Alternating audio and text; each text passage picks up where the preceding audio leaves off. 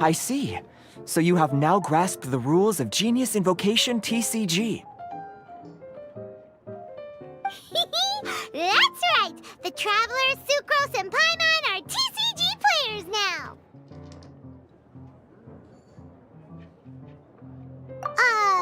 Paimon picked it up from watching you and Sucrose.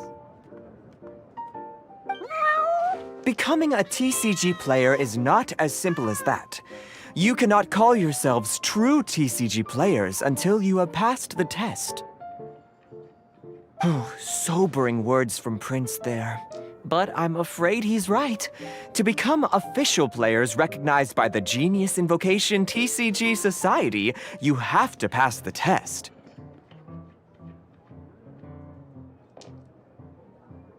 Yes, although to be honest, it's not that difficult. Basically, to become an official and recognized TCG player, you have to best 3 opponents in a duel.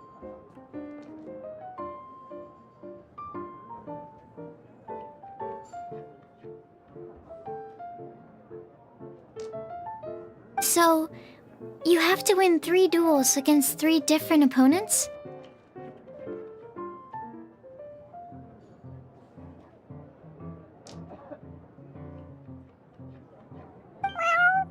The duel you just played can count towards this tally. I agree. Although I didn't get to observe the match myself, I did listen along, and from what I could hear, you both performed at a rather high level. Same way you can hear what Prince says? A well-trained ear is a basic skill expected of anyone hoping to become a TCG master. But back to the matter at hand. The Traveler only needs to beat 2 more opponents to become an official TCG player.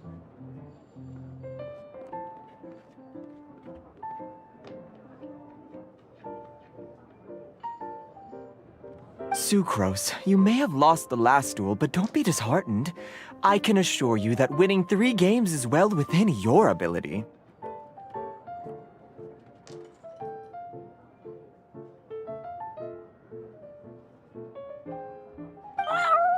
But first things first, Shuyen. Before that, our TCG newcomers should receive their free gift. Ah, yes, my goodness. Completely slipped my mind. I'm lucky to have Prince here to remind me. Everyone who wants to start playing Genius Invocation TCG is entitled to claim a free casket of tomes. Oh, Timaeus mentioned it, didn't he? It was from the light novels he's been reading. The thing that the main character found in his attic. Oh, that's right! The soul of an ancient TCG player was trapped inside, right?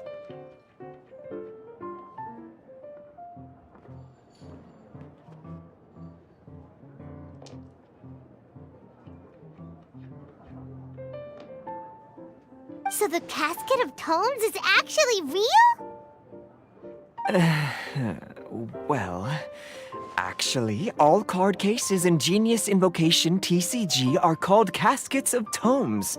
Not only do they provide a reliable and sturdy container to store your decks, they can also sense when other people in the area are also carrying a casket of tomes with them. Oh! Paimon can guess what you're gonna say next! The reason they can sense each other is because they have the souls of ancient TCG players inside! That would mean an extraordinarily high number of people in history have been turned into disembodied souls as a consequence of playing card games? No. The real reason that it can sense other caskets is because it holds a nifty little mechanism invented by Sumeru's scholars. Darn! What a letdown. Alright, now let's see this casket of tomes already! All caskets of tomes are issued by Margaret, so you will need to see her to claim yours.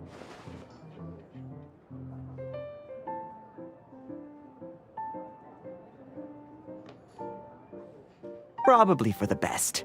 If Prince and I were responsible for handing them out, knowing how eager we both are to promote the game, we'd probably have dished them all out by now. Okay, So go and see Margaret to claim your casket of tomes, use it to find another player, beat them in a duel, and then come back here.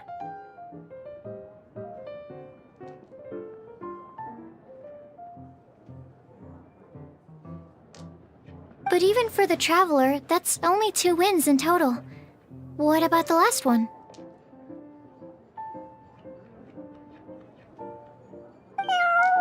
I shall choose the final contestant he must beat in order to become an official TCG player, for it must be one of comparable prowess.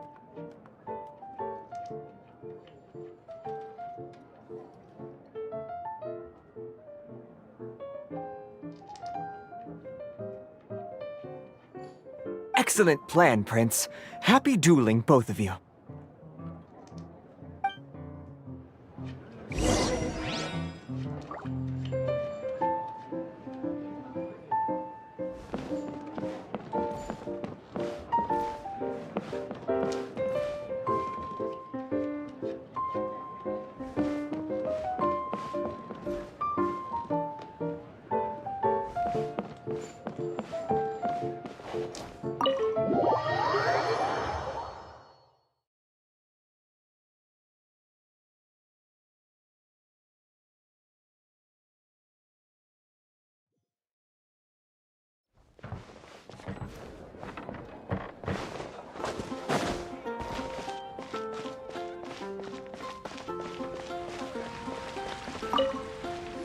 Hello, you three. Has little Diona finished teaching you the rules of genius invocation? Ah, I see you're here for your casket of tomes, aren't you? A very useful tool indeed.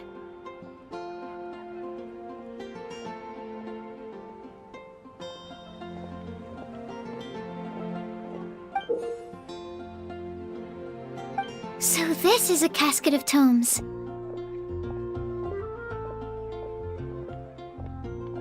That's right, a purpose-built case for your card deck that can even detect when someone else nearby is carrying one.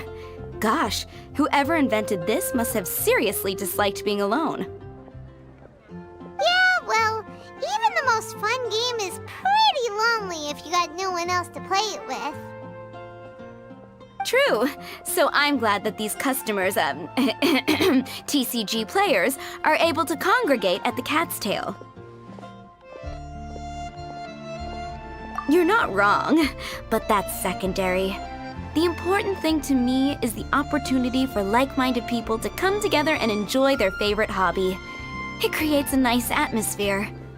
Anyway, now that you have your caskets of tomes, it's time to find some opponents. All right. In that case, I'll go find some people to play against too. Let's meet back at the Cat's Tail in a while.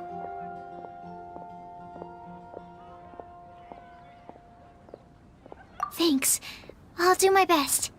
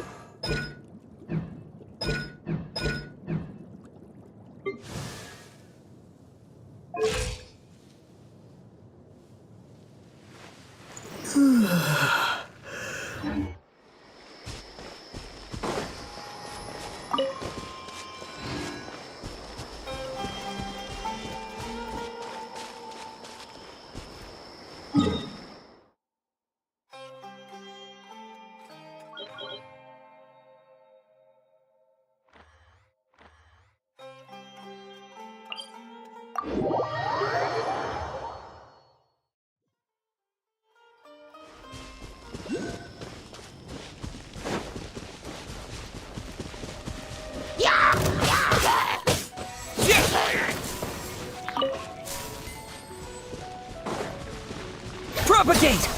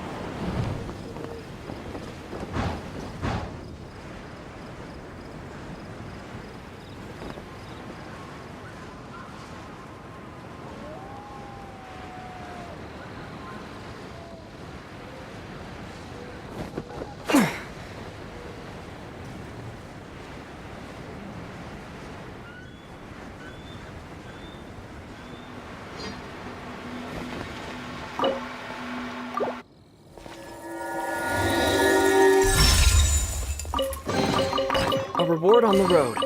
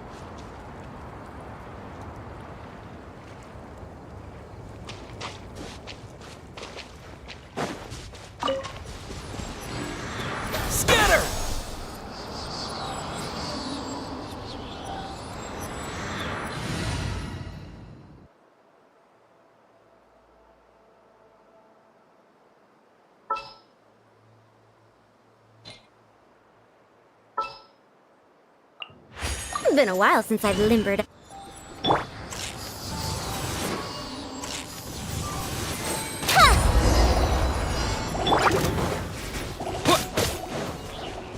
Propagate!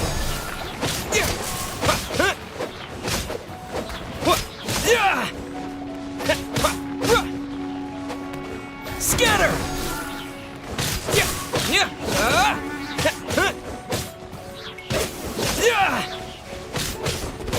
Propagate! We'll see about that.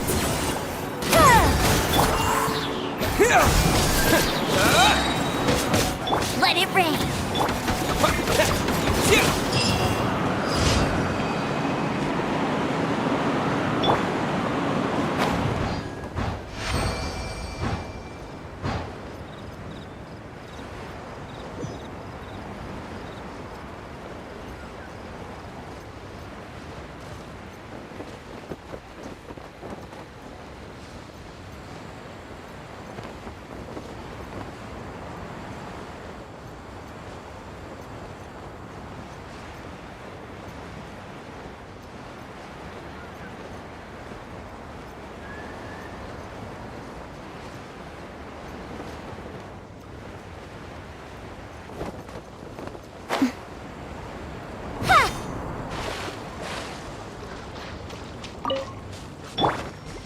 Let's dance.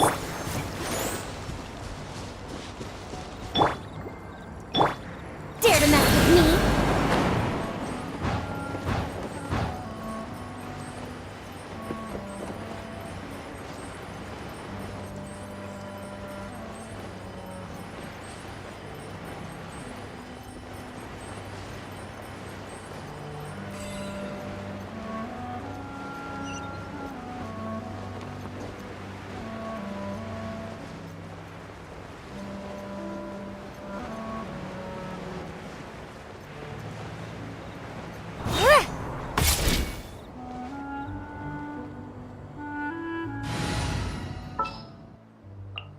Ready when you are.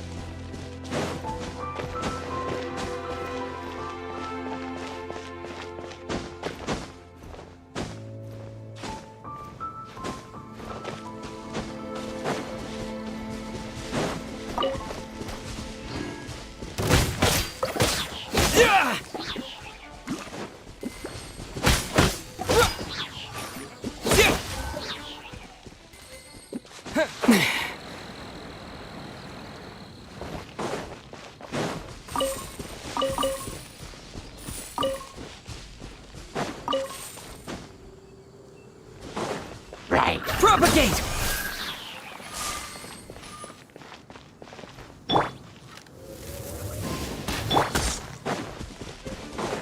Scatter! Yeah. Oh, so sorry. Let the show begin.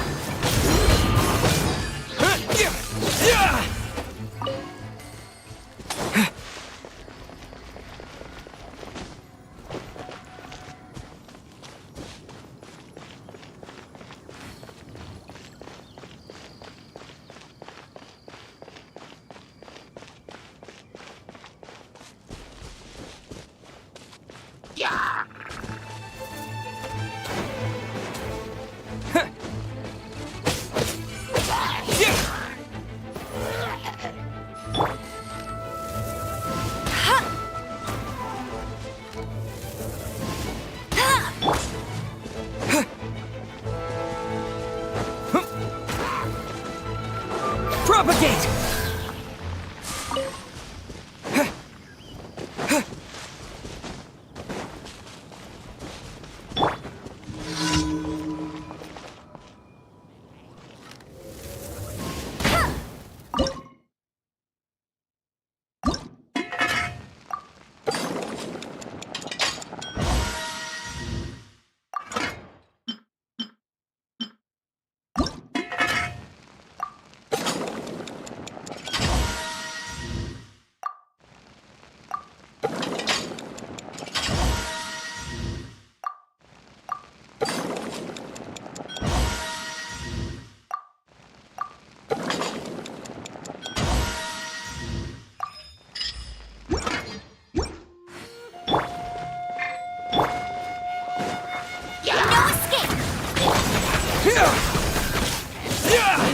Cool it!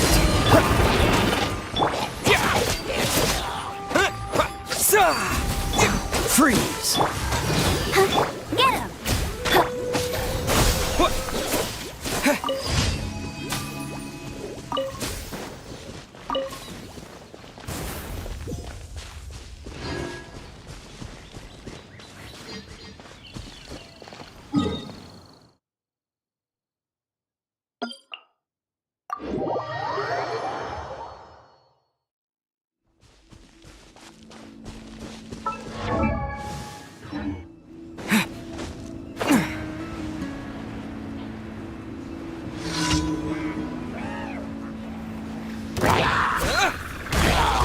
Dodge this!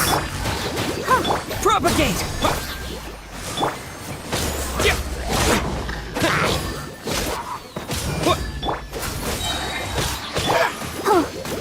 Scatter! Freeze!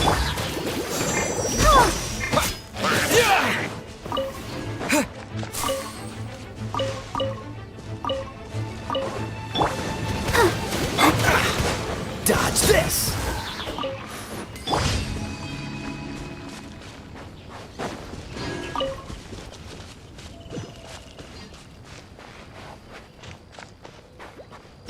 I'll protect us. Cool it!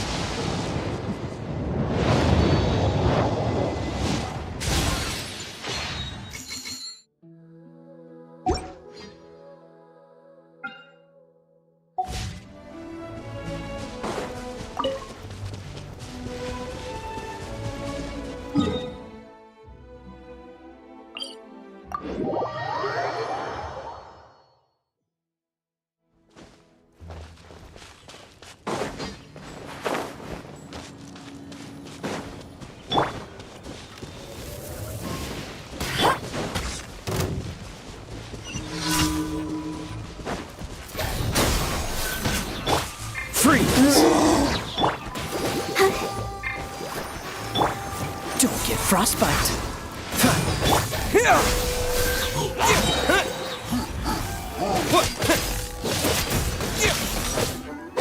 No one escapes my... Propagate!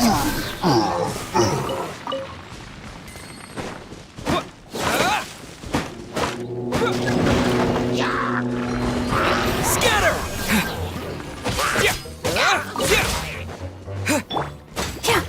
Cool it!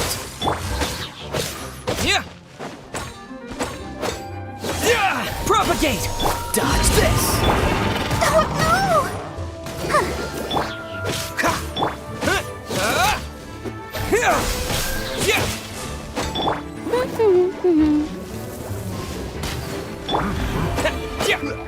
Let the show be.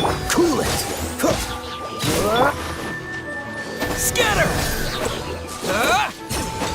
Dodge this!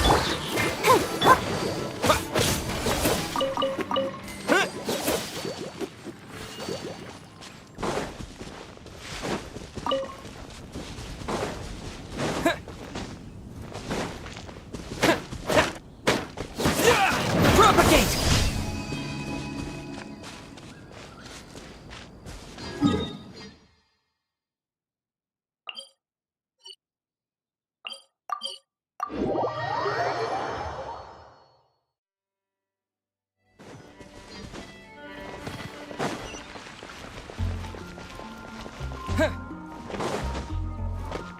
Ad Astra Abyssosk. Thank you for completing today's commissions. Here is your reward. I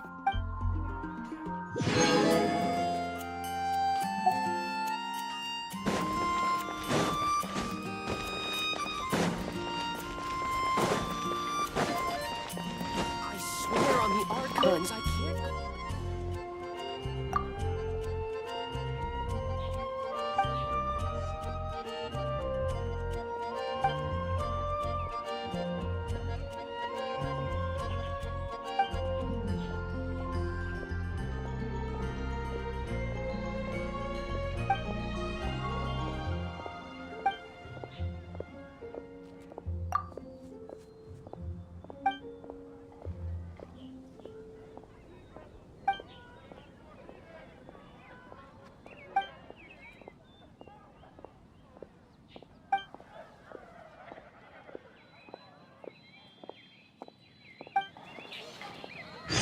Moon pie. That's what I'll make tonight.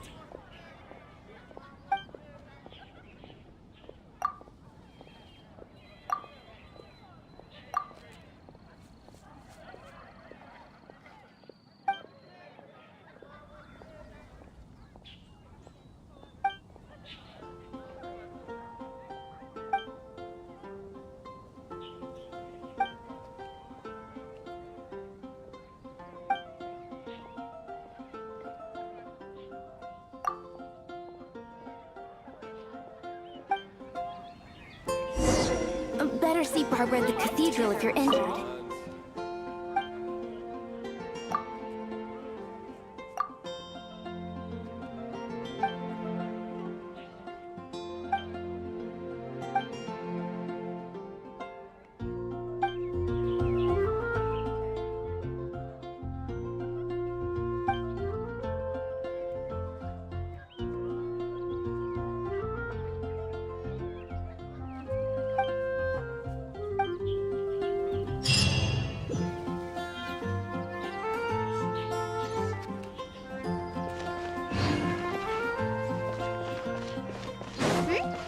There's a player nearby! That way! Let's go see! Finding someone to chat to would be better than just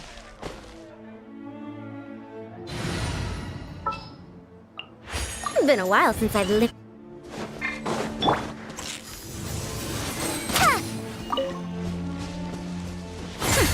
We'll see about that!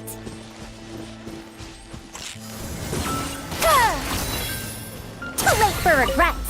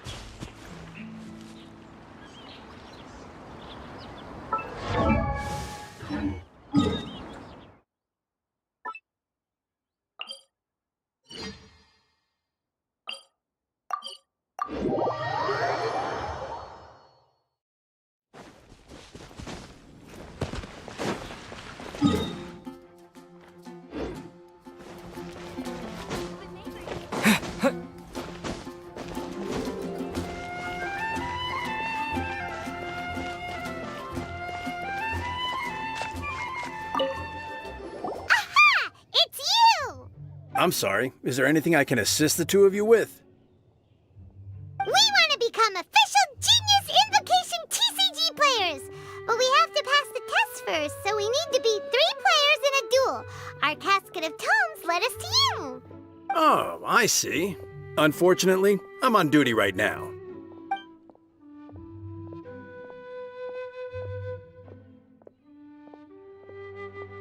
Are you quoting the Knights of Favonius handbook at me? So be it. Then let the duel begin.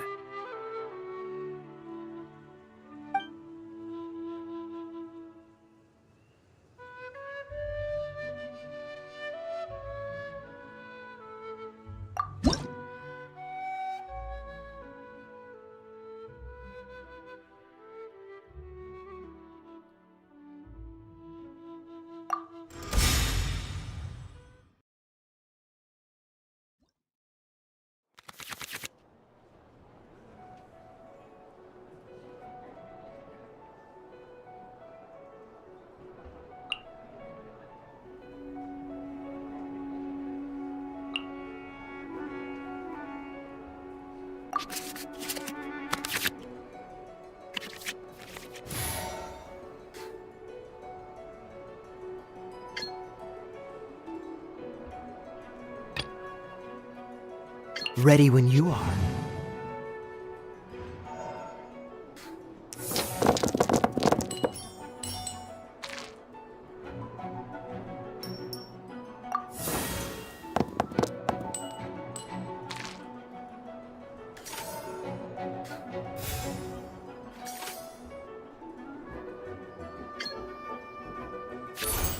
Freeze!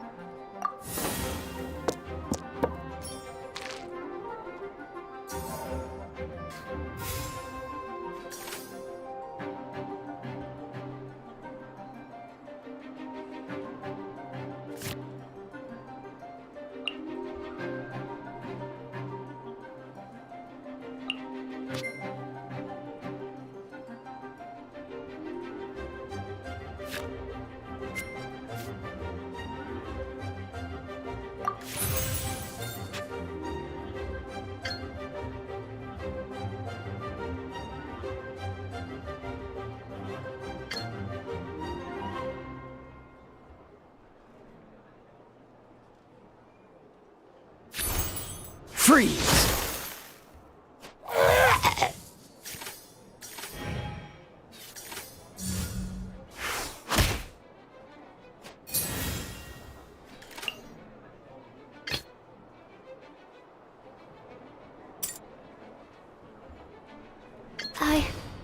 I can do it.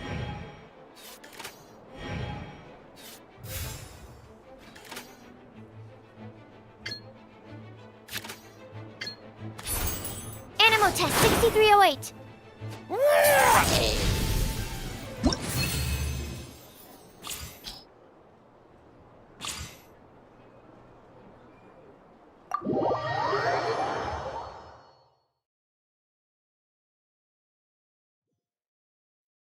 Gosh, I lost. You're remarkably good at this, considering how new to the game you are. Let's play again when you have some time. But ideally, not when I'm on duty.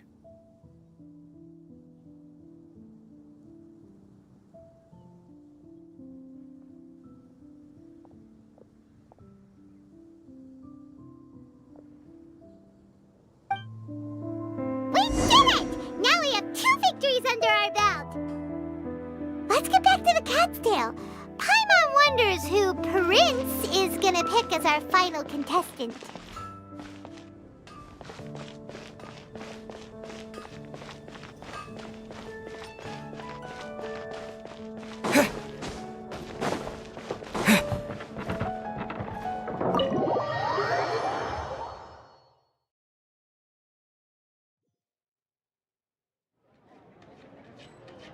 Scatter!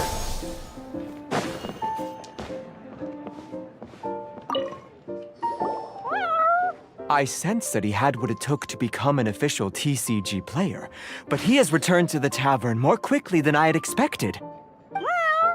Defeat the opponent I have arranged for you, and you shall become an official TCG player. I look forward to watching this game immensely. Not just Prince. I can't wait either. Come, your opponent is waiting for you in one of the private rooms. He won't lose to them, whoever it is. Right, Traveler? What ho, fellow voyager of the stellar void. Yes, even I was briefly discountenanced when I heard the tidings of your sworn oath to become the thrice victorious. But so be it. You who are enslaved by dueling desire, be released from your shackles into the glorious arena of gladiatorial combat. Step forth, O brave challenger. Your princessin grants you an audience. Hearken well. The wretched clock chimes yet again, as the declining light of the day grows dimmer still. Pardon my directness, but we have not been waiting that long. Mein Fräulein could afford to be a little less impatient. Huh? Paimon knows those voices. Your opponent sounds anxious to begin. Do not delay. That's what Prince said. Please enter and enjoy your Genius Invocation TCG duel.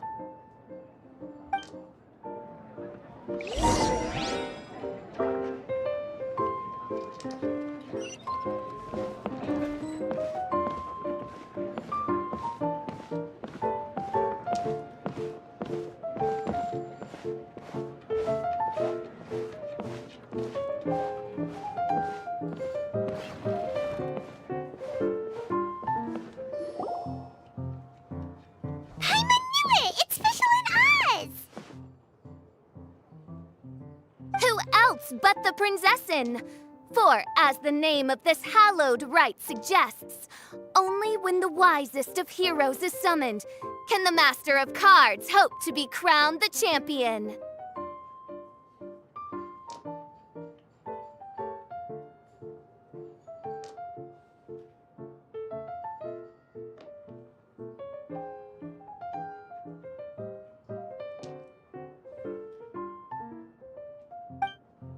This path is a treacherous one. It must be tread with great caution, for eternal doom and damnation are but one wrong step away at any given moment.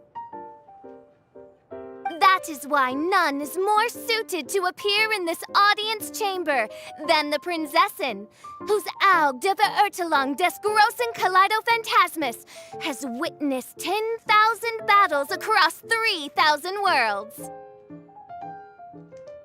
Oh, is that right? Indeed. Mein Fräulein has watched many games of Genius Invocation TCG, and has gained a solid grasp of the rules. Even in a duel between beginners, it is best that both participants are well versed in them. Oh, that's true.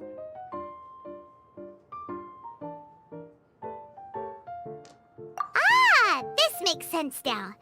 Prince did say that he was gonna pair us with someone of a similar skill level. Guess that means Fischl hasn't been playing that long either. The Prinzessin needed but a single glance at these mere machinations of mankind to discern their working principles. Thus, with speed and brilliance paralleled by lightning alone, do I now arrive here at the gateway to yonder circle of secrets. Main Fräulein, too, has bested 2 opponents thus far, and is therefore 1 step away from becoming an official TCG player. So there's a lot on the line, huh? Either Fischl or the Traveler is gonna come out of this duel as an official TCG player! Indeed. The Prinzessin herself heeds the call of fate and descends to this realm from the Immanakreich. Yet still, you dare to doubt the inevitability of the inevitable. Your stubborn foolishness is contemptible. Main Fräulein, I implore you to consider less odious turns of phrase, lest you be forced to feast on your words in the fullness of time. I shall not lose, Oz! What say you, Outlander? Do you wish to make an enemy of me, the Prinzessin of Ertelung, who even now begins to strum the strings of fate that shall sound out the Traveler's requiem? Then I say it is time to see what you are made of.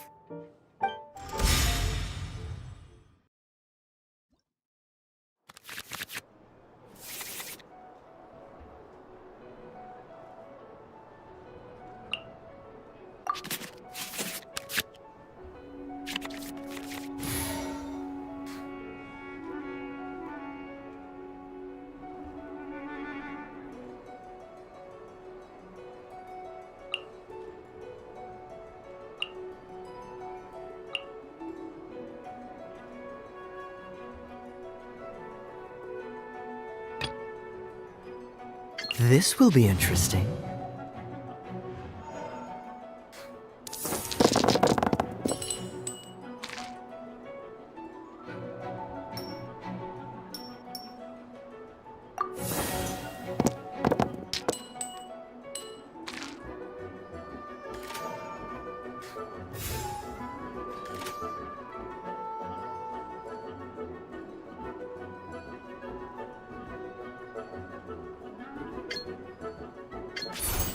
Dodge this!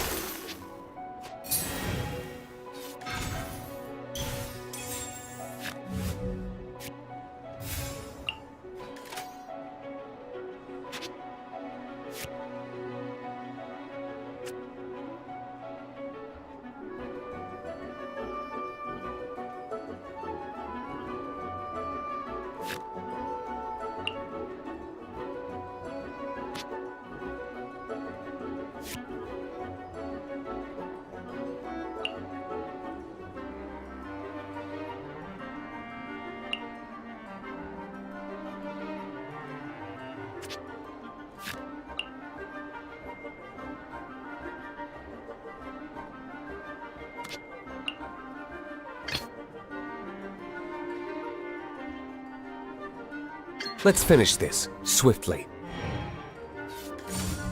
Cool it!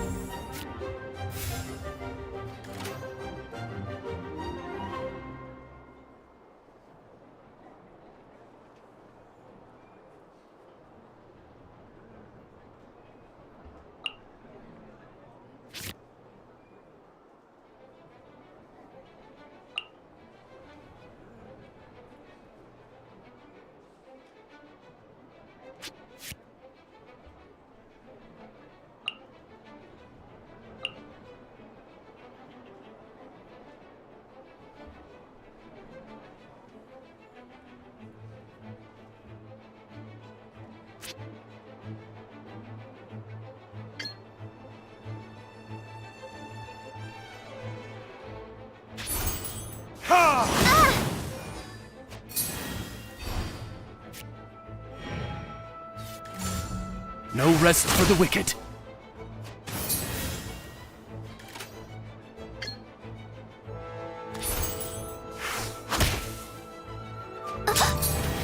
This is but a small sacrifice necessary to achieve ultimate victory.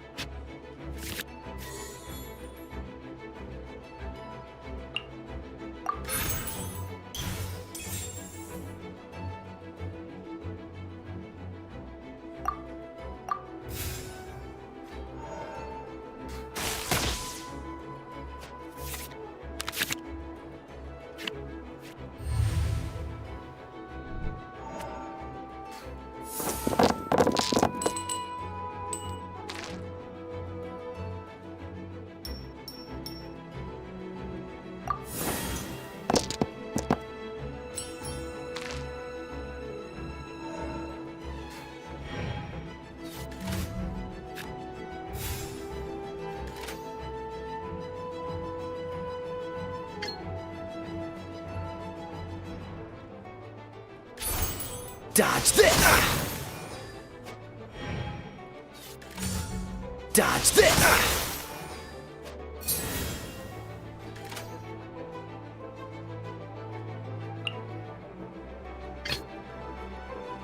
Let's go.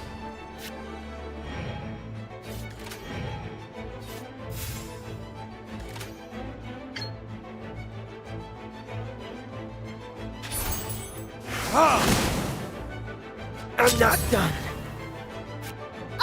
What happened?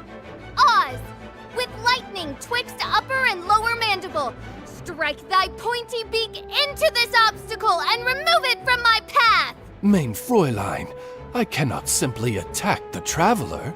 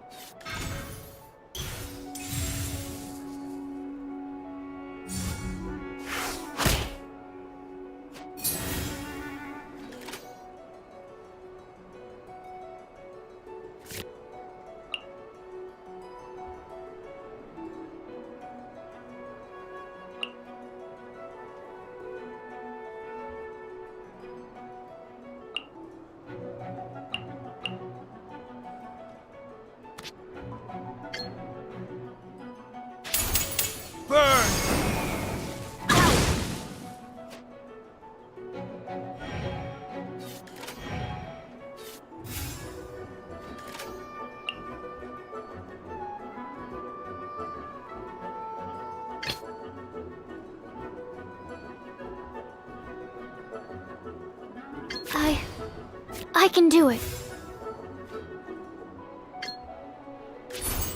Stand clear. This is just my... Ugh.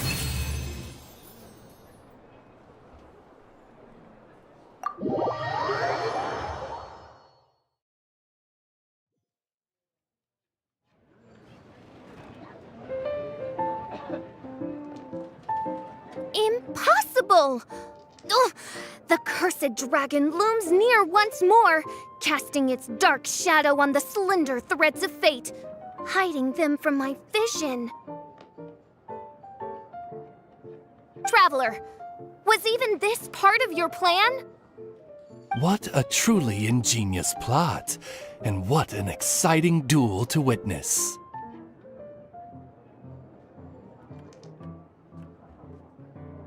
Congratulations! You've won 3 duels now. That makes you an official TCG player.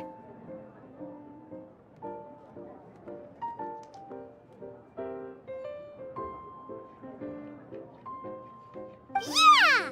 Oh, Sucrose, you're back! Does that mean... Yep. I've won 2 games so far. When I got back, I heard you were in the middle of your final duel, so I came over to watch. Nice! Sucrose won 2 as well! Great work!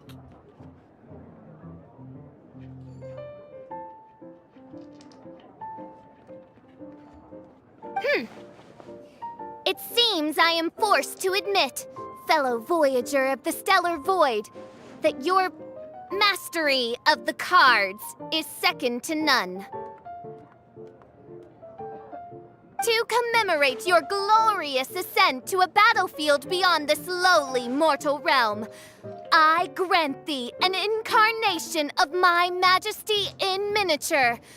As you embark on this ingenious vocation, may you wield it in battle against all your fated foes, that not a single one of them may be left standing.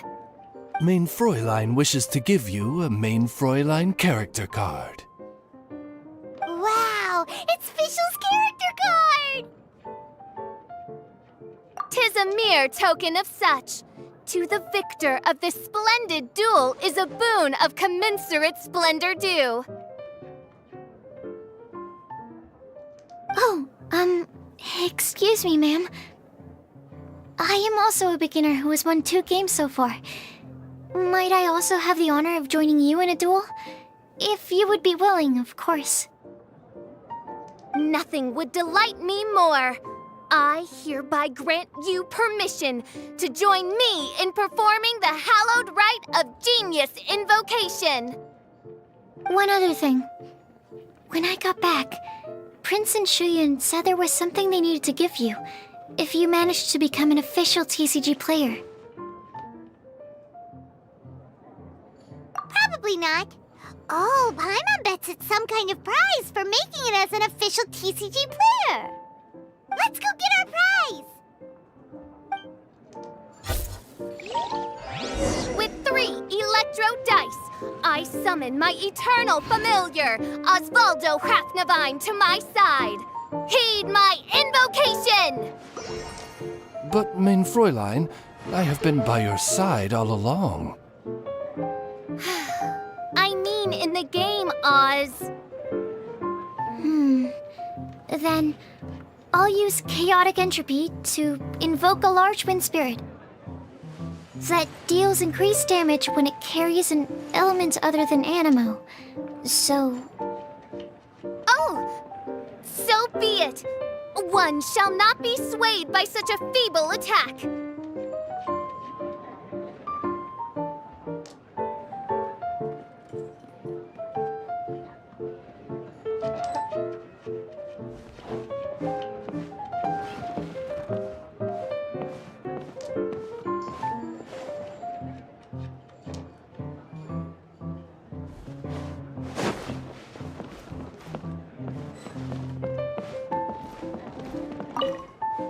Ah, so it was you who won the duel in the end. I knew you'd do it. Congratulations!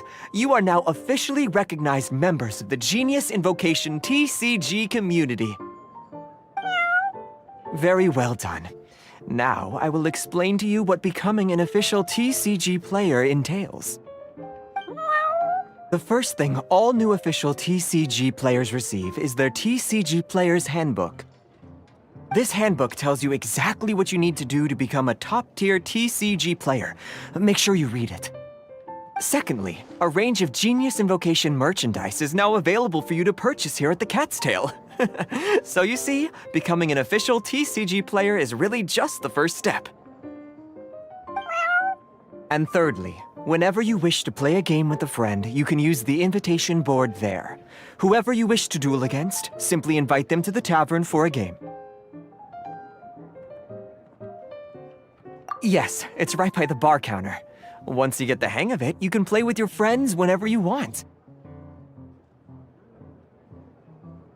That's it, really. If there's anything else you didn't quite understand, you can always come and ask me.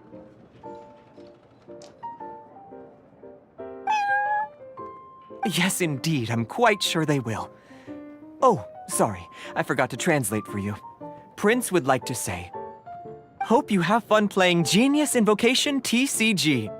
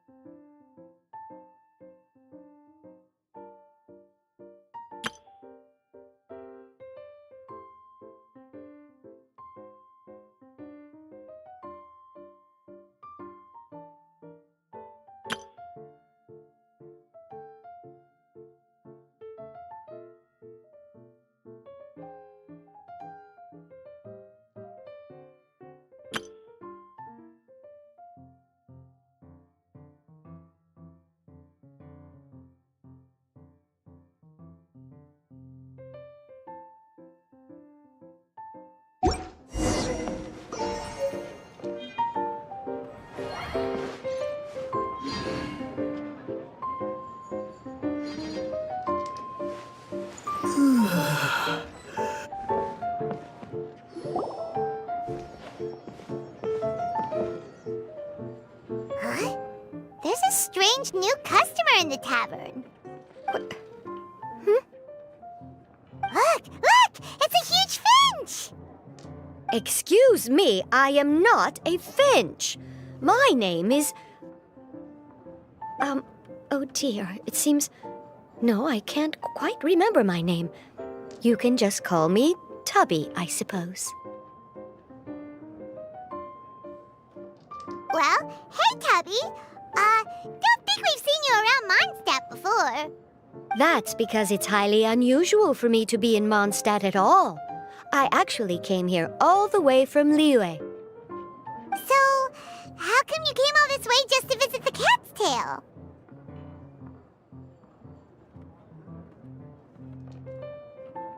As curious as I am to know how the drinks here differ from those in Liyue.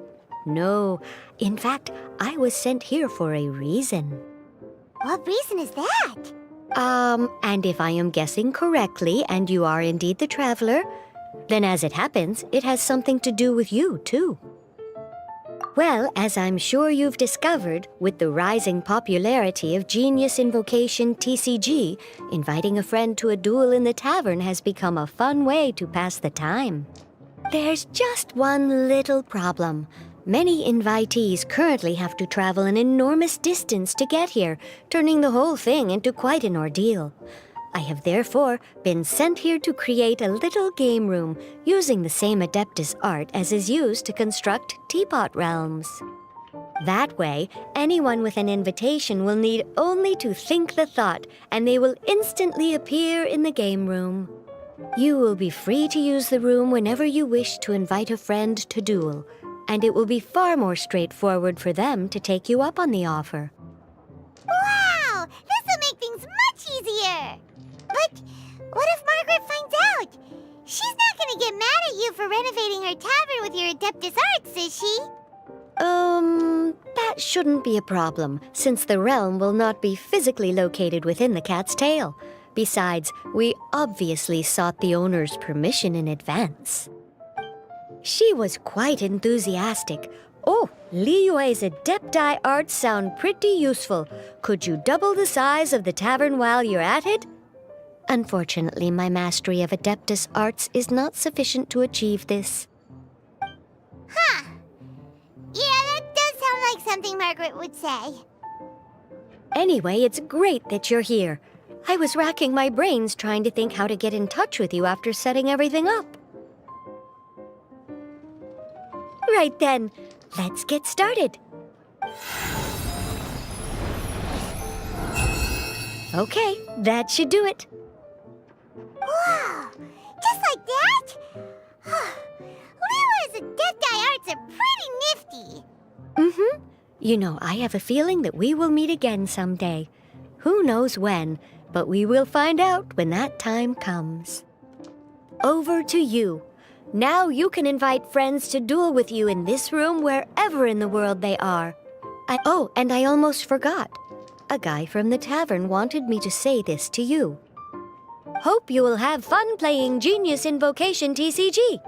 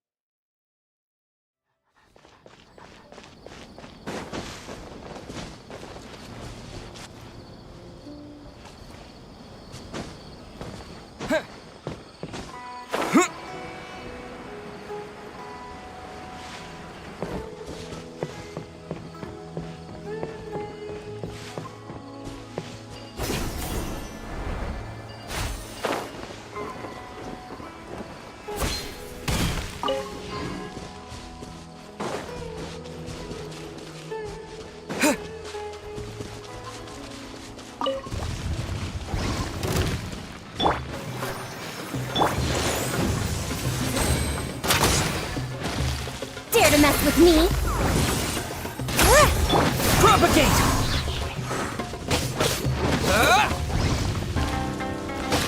Too late for regret! Germinate! Have fun with this gift! Scatter!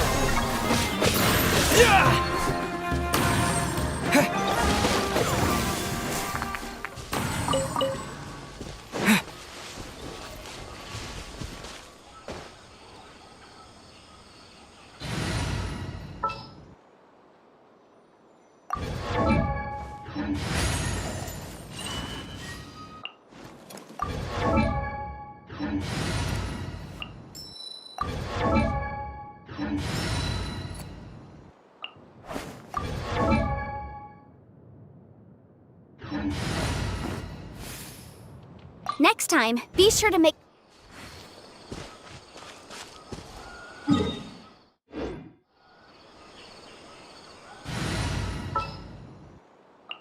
Ready when you are.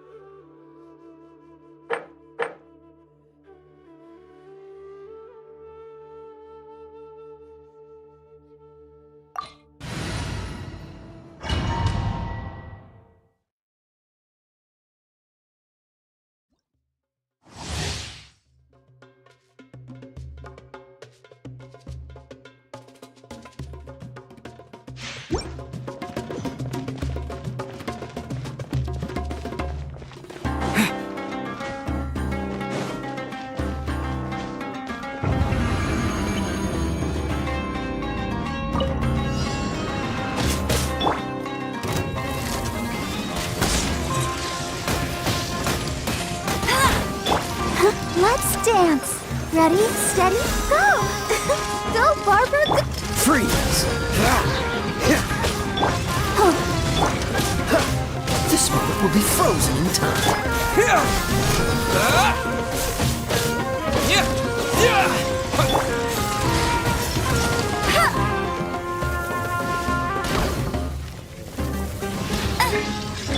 Scatter! Cool it!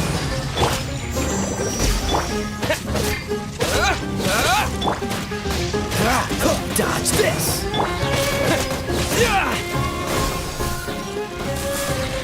Let it rain! Freeze!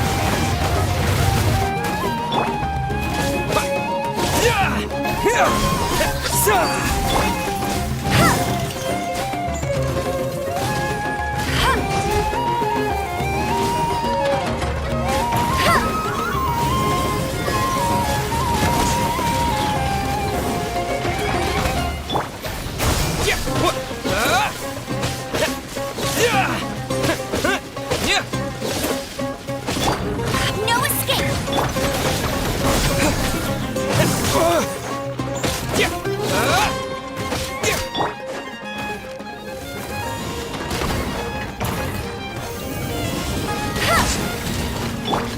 Propagate!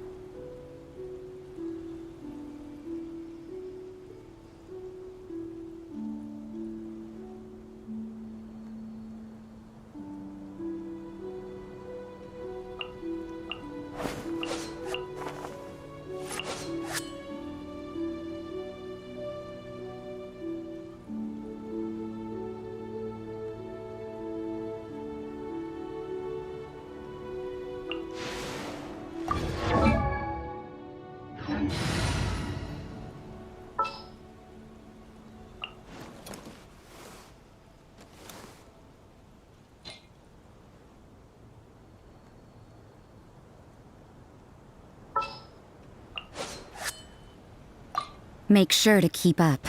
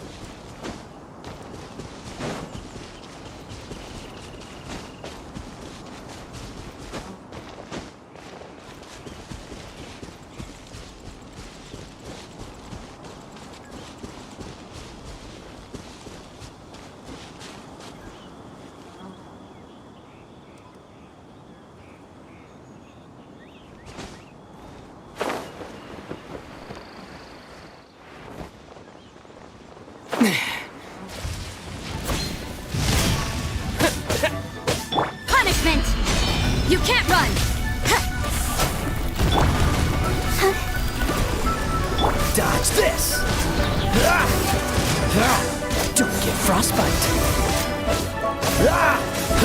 Cool it.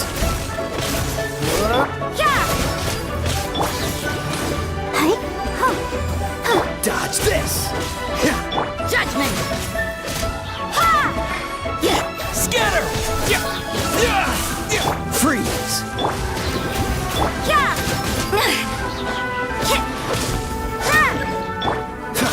Cool it. Shiver! Don't push your luck. Germinate.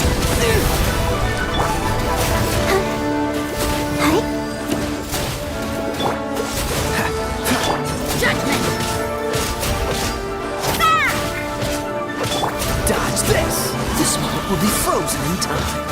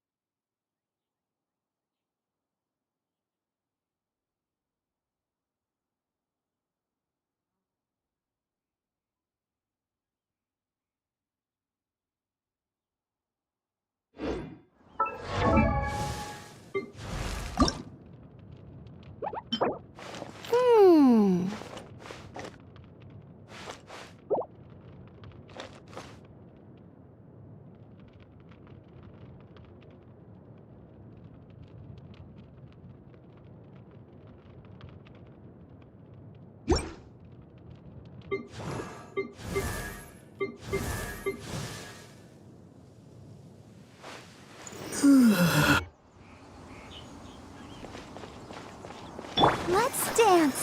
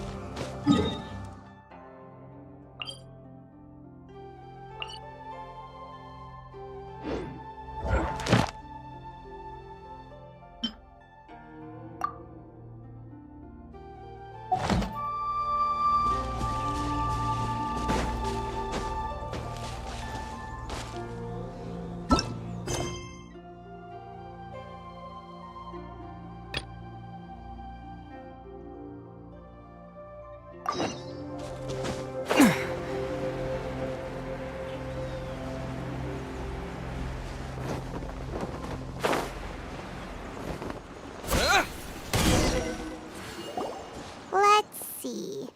Shincho said it should be around here, but Paimon doesn't see anything.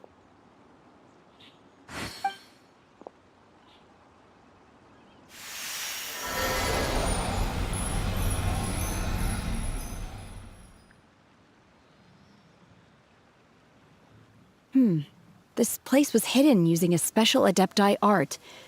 But now that I have removed it, we can inspect the area more closely. Wow, that's amazing! Yep, let's take another look around. Hey, look! Is that a new Sealy over there?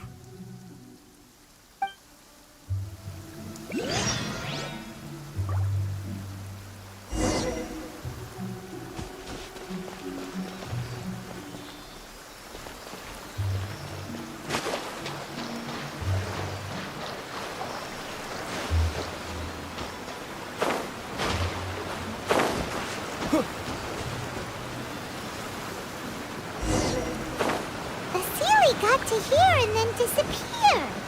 Should we go over and take a look?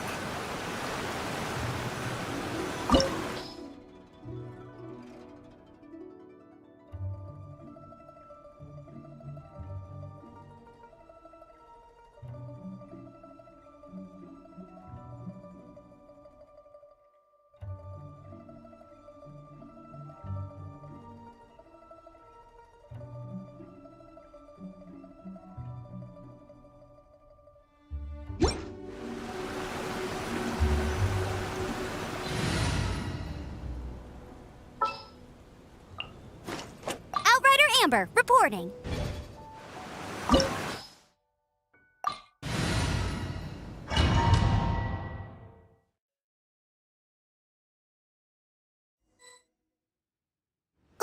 What? Weren't we at a waterfall just now? How did we suddenly end up here? Oh, so many clouds. It feels like we're high up in the sky. I believe this is the abode of that Adeptus. With any luck, the sunset vermilionite we're looking for should be in here. Really? Let Paimon see! Huh? Isn't that the Sealy from before? Look, it's gone and snuck beneath the clouds! And now that Paimon takes a closer look, the rocks and trees here don't seem complete. Oh, could there be something below the clouds? These are not real clouds. They are the product of an Adepti art used for spatial partitioning. If we want to go down, we must first destroy the mechanism that is maintaining the Adepti art. All right, then let's do it. I sense the presence of monsters in this place. I don't know where they are hiding, so we'd better be careful.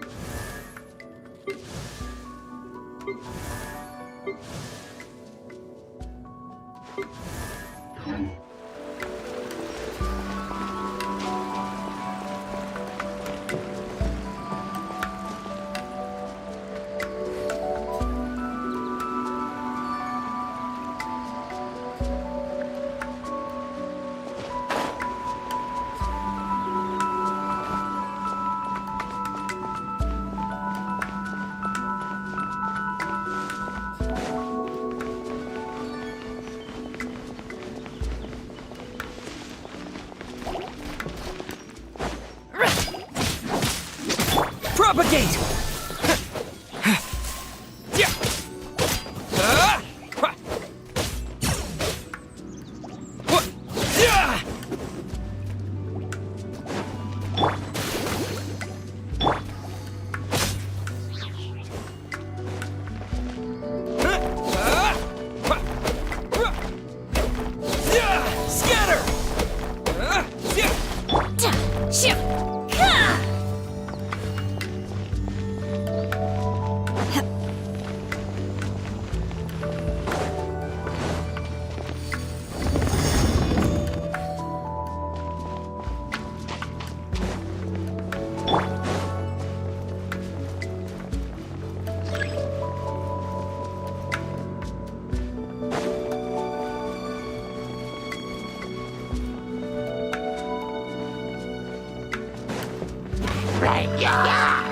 Propagate! I'll protect us. Cool it!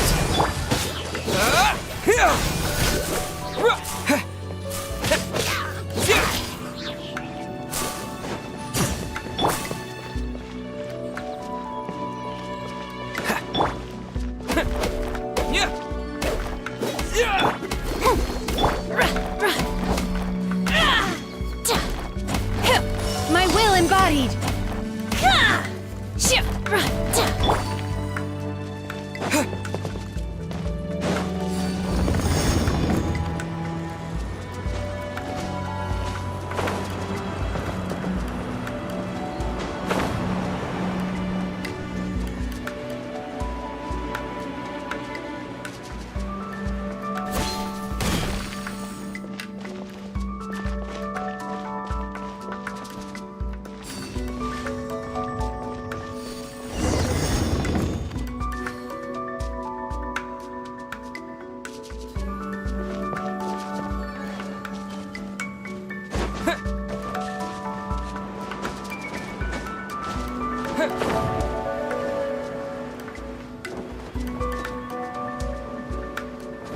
It appears that they've been taken for intruders. This time, why not allow me to take care of this? Come on, we can do it. Let the show begin. Let it rain!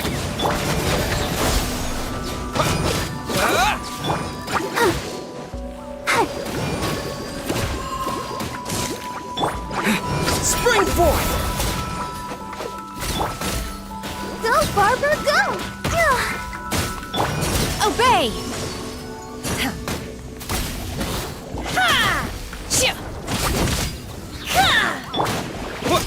Propagate! I'll protect us.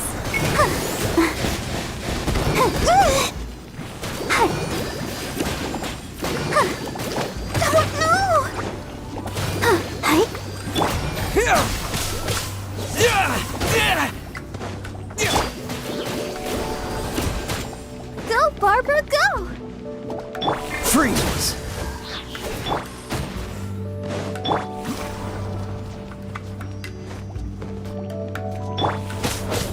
The core of the mechanism is exposed. Now's our chance. Cool it!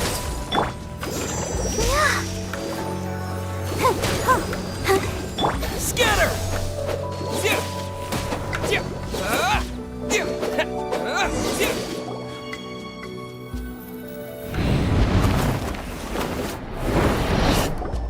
Whoa! We're gonna fall! Is everyone okay? Look! The celiac disappeared beneath the clouds again! It looks like we need to go further down.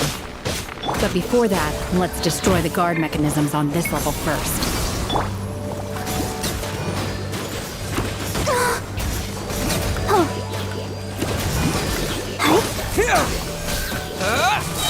No escape!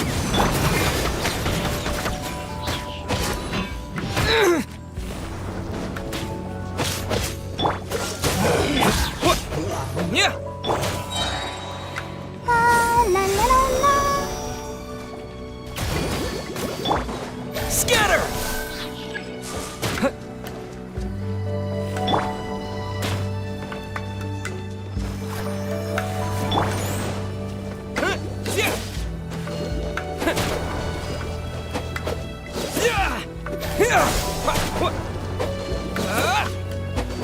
Terminate! Freeze! Propagate! Unleash! Obey! By ordinance divine! No one escapes by...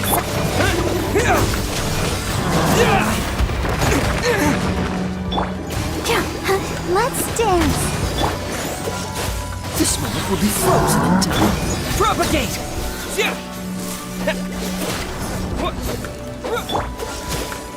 Oh,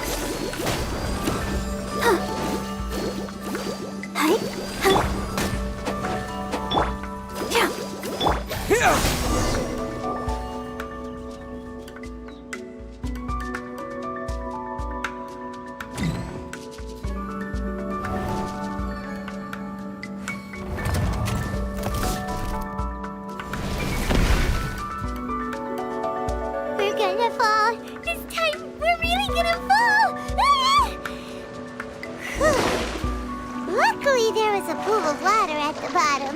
Otherwise, that could have ended very differently. Hey! That Sealy's on the move again.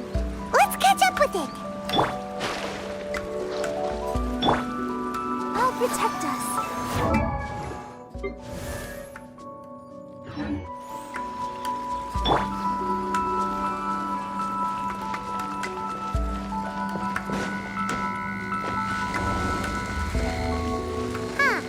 Something looks different about this stone wall. Let's take a closer look.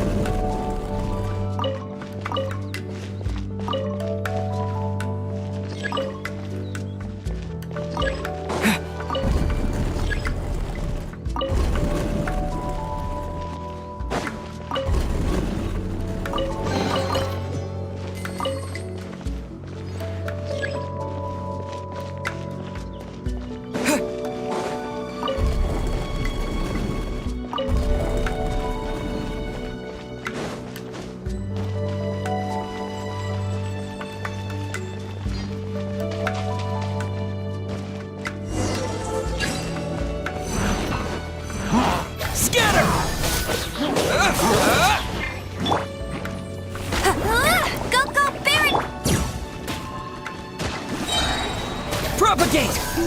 Spring forth! Cool it!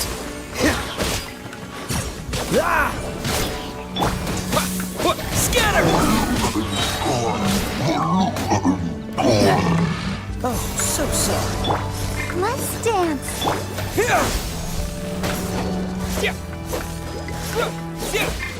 No escape!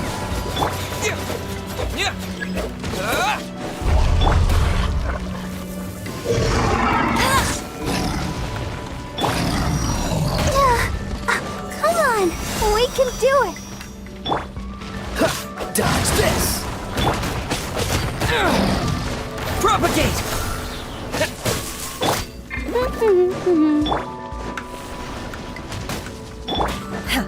Unleash! Cryo Incarnate! Cool it! I'll protect us.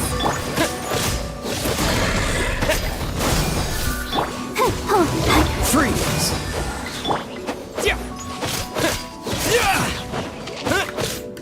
Scatter! Dodge this!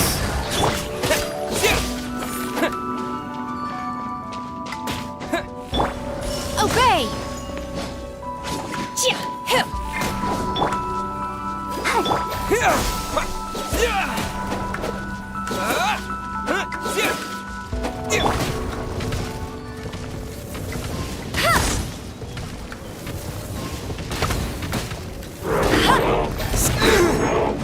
Terminate! Propagate! No one escapes by not so hard! Cool it! This moment will be frozen in time. Let's dance.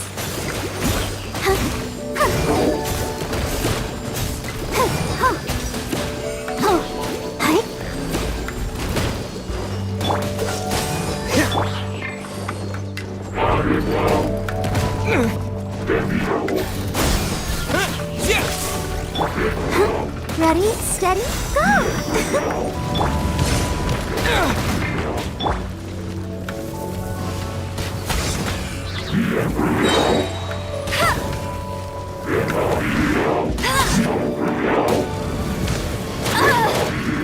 No escape! Scatter!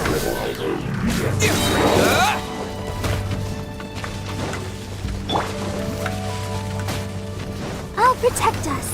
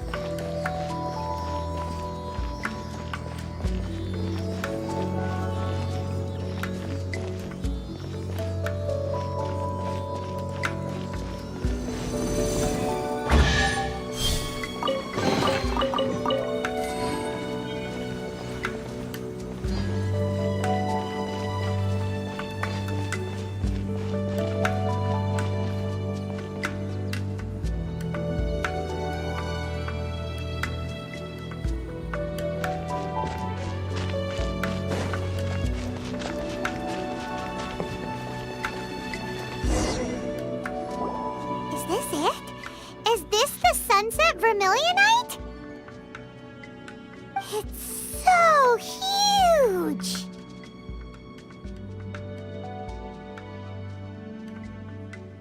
That's true, but then again, why isn't it floating? Plaustrite doesn't float until it's activated. It may look different from most ordinary stones, but it weighs around the same amount.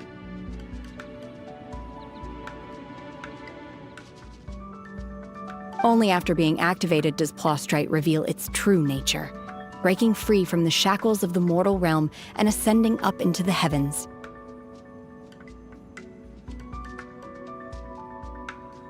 Wow, Shenhe, you seem to know everything about this. Only because my master is fond of chatting about these things. The moment she has some time to spare, she'll come straight for me and start telling story after story. I don't care for her stories most of the time. I certainly didn't expect them to ever come in handy like this. Hold on a sec! Paimon just realized something. If we activate it here, there's no way we'll be able to get it back to the site, right? Heck, we'll be dragged up into the sky too! But if we don't activate it, how else are we gonna lift it? This rock must weigh well over 1,000 pounds, surely! Don't worry. I can handle the weight quite easily. Are you sure? Be careful! Please don't worry. I'm well aware that a Plaustrite sample this large must be highly valuable. I will be gentle with it and make sure it does not get damaged. My safety. That's right! Paimon's sure you can handle it and everything, but if something this heavy lands on you, you're gonna get yourself hurt, no matter who you are. You gotta be extra careful when lifting heavy objects. It's just common sense. Is it now? Well then, thank you. I'll go on ahead with the Plaustrite. Let's meet at the building site later. How is Shenhe able to carry that huge rock all by herself? Adepti super strength much? We can't slow down yet. Let's go meet her at the building site.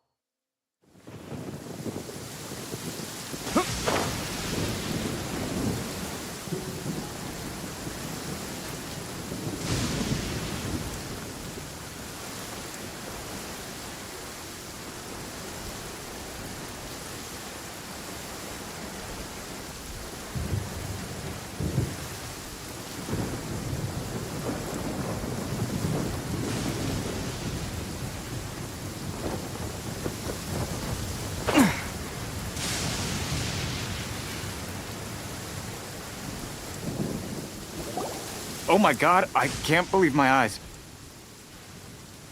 How can she lift that massive rock all by herself? She's gotta be one of those Adepti, surely.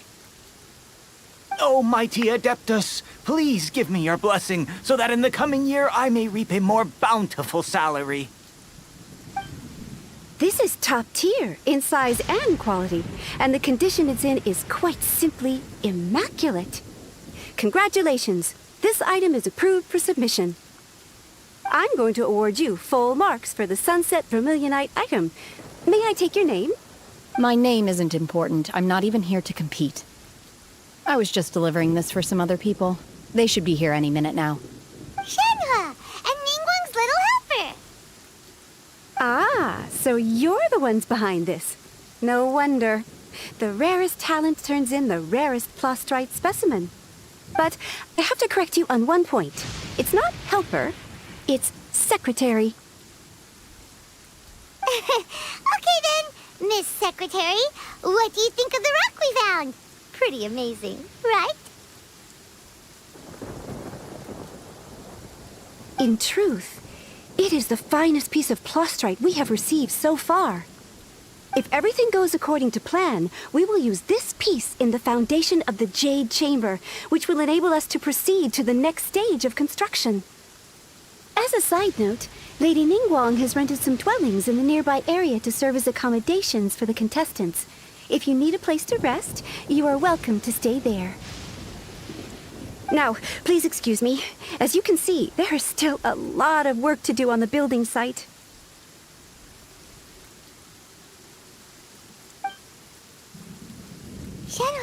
Shenhua, just now on the way over, pretty much everyone was singing your praises. Oh, really? What kind of reaction is that? So strange.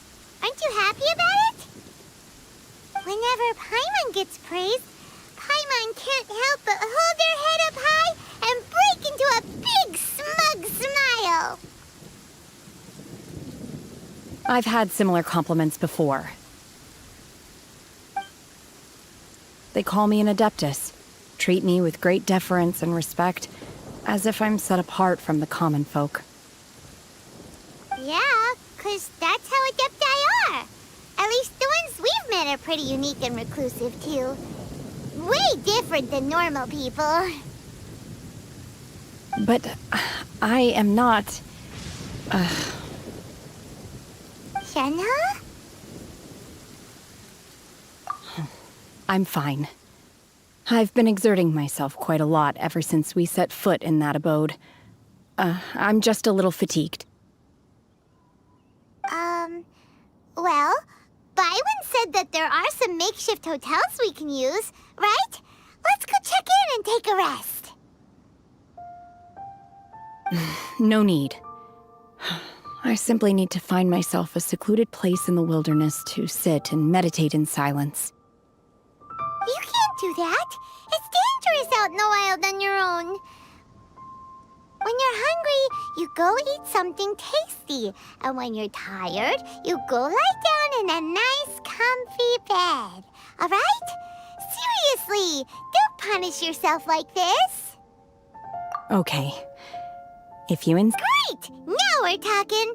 Let's head to our hotel.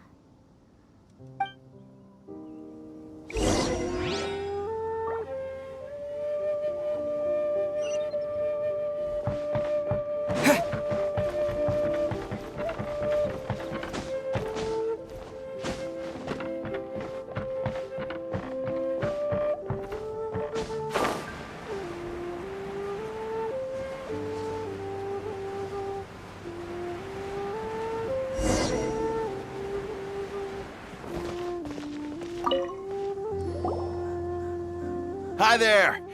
Checking in, are we? You're just in time. We only have 2 rooms left.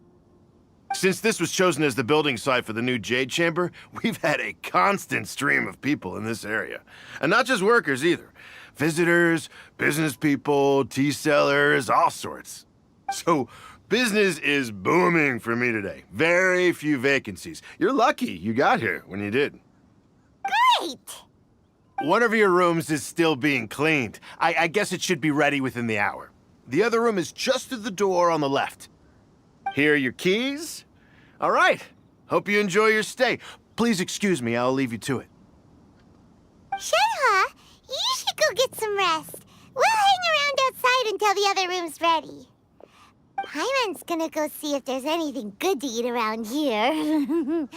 Paimon couldn't help but notice one of the guests walk in with a huge grilled chicken drumstick before. Let's buy one for Shenhe, too. She can have it as a midnight snack. Or save it for breakfast tomorrow. All right. I will head to my room for now. If you need anything, don't hesitate to disturb me. I'm a light sleeper. I will hear if you knock on the door.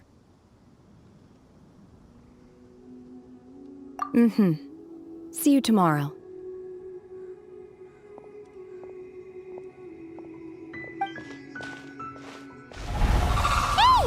Isn't that Cloud Retainer? What's she doing here? Let's go and say hi.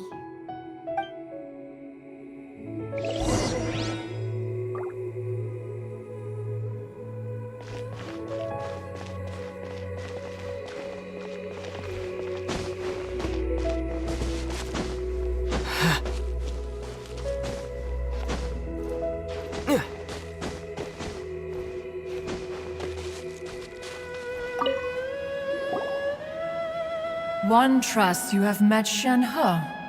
So, are you getting along quite well? So far, so good. Yeah. So, you know Shenhe too, Cloud Retainer? Naturally. Save for Ganyu, who spends the majority of her time in Liyue Harbor. All the Adepti living today are acquainted with Shenhe to some degree. Cool! So, what's her Adeptus name anyway? Calling her Shenhe feels kind of friendly, but also kind of disrespectful. So Paimon's thinking maybe it'd be better if we called her by her Adeptus name instead. Her Adeptus name? Why, pray tell, would Shenhe have an Adeptus name? Don't all Adepti have a special title they go by? On this latter point, you are correct. However, Shenhe is human. Oh, right. Wait, what? Paimon neither! This is a real surprise! Do you mean to say that she presents differently from ordinary human beings? Well, to start with, her problem-solving methods are extremely direct. Ah, yes. She was like this all those years ago when one first met her. In this respect, she has not changed. One first found Shenhe by chance in a cave. One was passing by and sensed the presence of a god's remains. Being of an ever-vigilant disposition, one entered immediately to inspect the scene.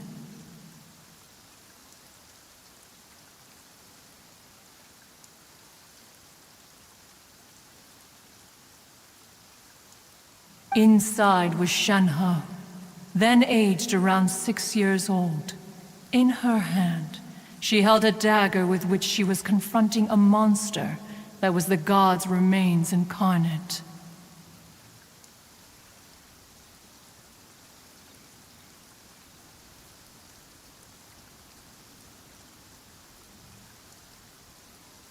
That sounds so dangerous.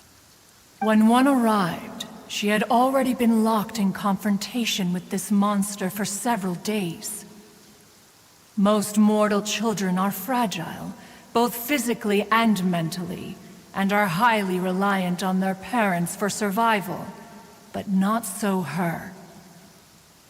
That she was able to endure such terrible danger was due not only to her strong willpower, but also to the bloodlust and homicidal instinct with which she was born. One dealt with the monster, yet she still refused to lower her guard.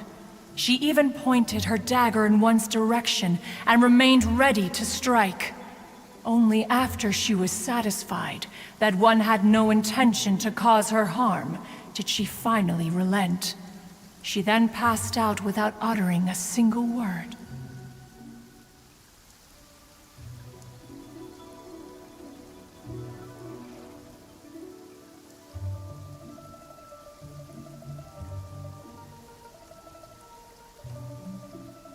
In other words, if you hadn't passed by that day, Shenhe might have...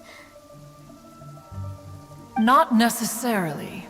Upon one's arrival, one could sense that the god's wrath was gradually receding. Even had the stalemate continued, one suspects that Shenhe may have still emerged the victor of the confrontation. That's still so dangerous, though! Why was a tiny little kid battling against the wrath of a god in the first place? Alas, the mortal world is rife with suffering of every kind, and she had experienced her fair share of this, even at a tender age. Seeing that she was homeless, one decided to adopt her. Indeed, it is one to whom she refers. Shenhe has an extraordinary constitution, making her well adapted to practicing the Adepti arts. All the Adepti cherished her talents, and so we were willing to train her.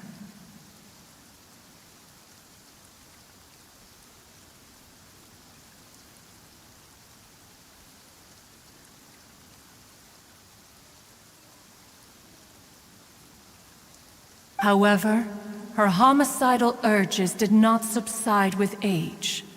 Rather, they grew stronger day by day.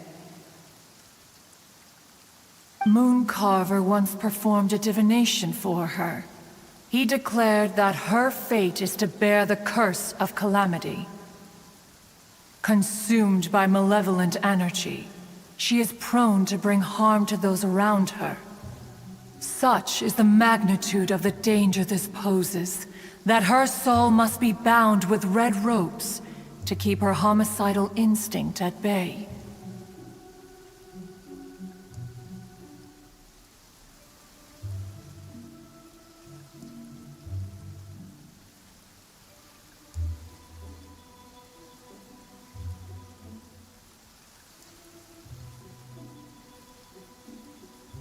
The red ropes have indeed served to keep her calmer and more content. But they also seem to have rendered her somewhat inexpressive. Perhaps the red ropes are so powerful that they have suppressed some of her other emotions as well.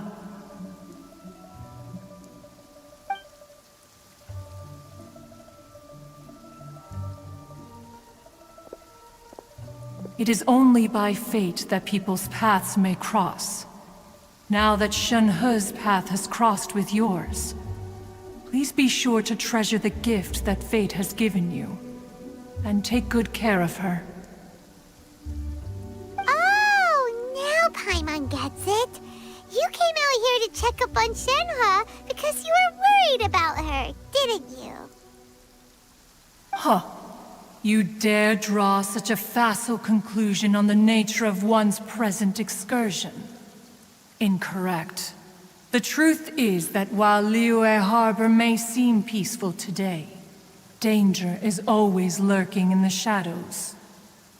Ningguang once made a bold assertion that this is to be the era of the contract between Liyue and the humans. Well, one is most curious to observe how she will respond to the coming storm. If she handles it admirably, one is willing to be a witness to her achievements. But if she does not, the Adepti shall not hesitate to seize control.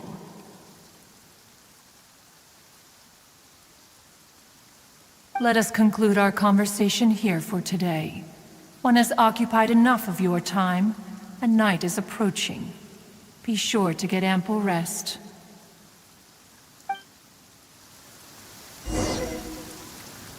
So, Shenhua isn't an Adeptus after all. She just grew up around the Adepti. Oh, no wonder she doesn't like being treated as an Adeptus. Having everyone falling over themselves to show their respect all the time must be kind of hard to deal with.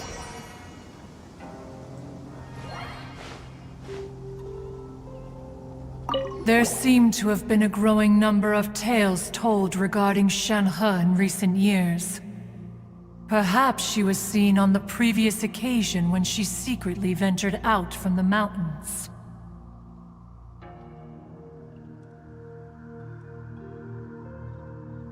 One has heard that a playwright in Liyue Harbor wrote an opera based on the legends told about her. It is called The Divine Damsel of Devastation. The play portrays her as making a stand to protect her fellow villagers. One can only surmise that every story needs a hero.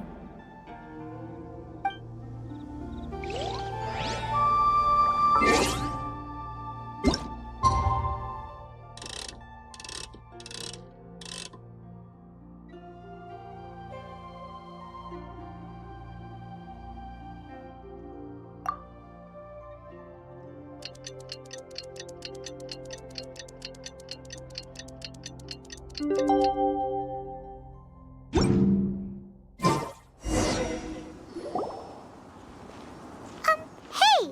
So, Shenhua... Master has relayed my situation to you, I take it. Oh? How did you know? I'd intended to wait until you came back before going to sleep, but I didn't hear you come in. I was worried that something may have happened to you, so I went outside to check and caught sight of my master. On top of this, you have been acting very strangely around me this morning, causing me to suspect that my master must have told you everything about me. After all, Master is...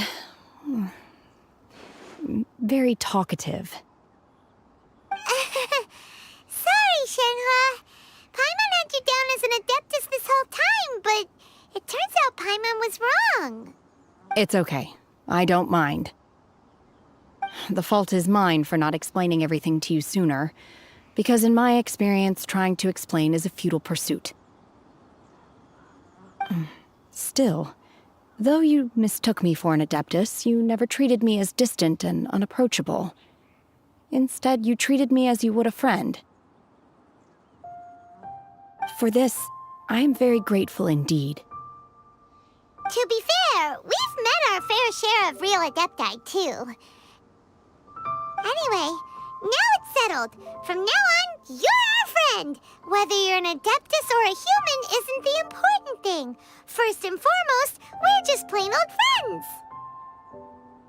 Got it. Although I don't know quite what it entails in terms of what I have to do, I must say I like the title Friend very much indeed. Great! Well, now that we're all rested up, we should start searching for the other 2 items on the list. But before we do that, let's go to the building site and ask Ningguang's little helper how the progress is going. After all, Sunset Vermilionite is so rare. Paimon doubts many competitors will really be able to find any. If it turns out some of them have given up already, we'll be able to take things a little more slowly. Oh, and another thing. We bought some grilled chicken drumsticks on the way back last night. There was a place just outside. Here's one for you, Shenhua. Try it! They're so good. I concur. It has a rich flavor, far more agreeable than those I've cooked for myself in the wilderness in the past.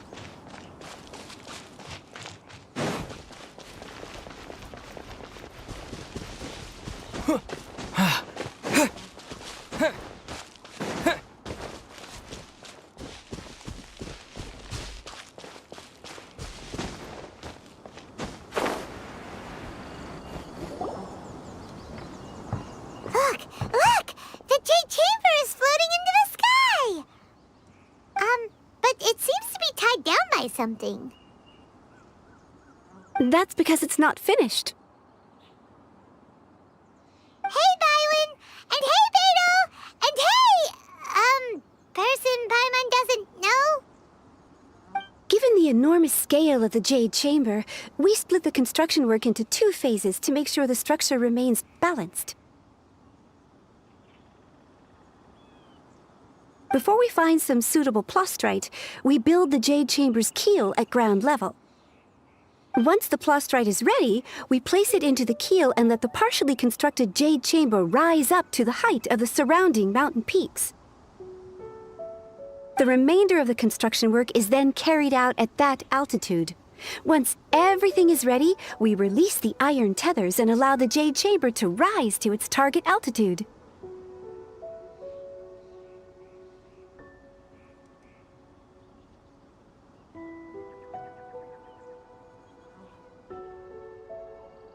Miss Bywin, we've brought some new materials to submit. One moment, I'll be right there. The construction work has only been able to progress this rapidly thanks to the plastrite provided by you. Lady Ningguang is most grateful and looks forward to seeing more of your work. Wow, can't believe you sourced the plastrite so quickly. It's the key piece of the puzzle. Looks like you beat us to the punch.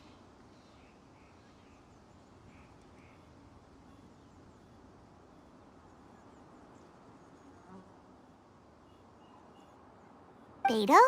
You're joining the Jade Chamber contest too?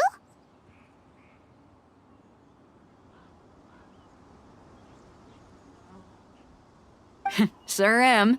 I happened to get my hands on a chunk of sunset vermilionite on a voyage a while back, so I figured I'd bring it over. Huh. So even though it's rare, we're not the only ones who managed to get a hold of it. Oh, I've got some introductions to do. This is the renowned Miss Yun, or Yunjin, probably the most famous figure in the Liyue opera scene.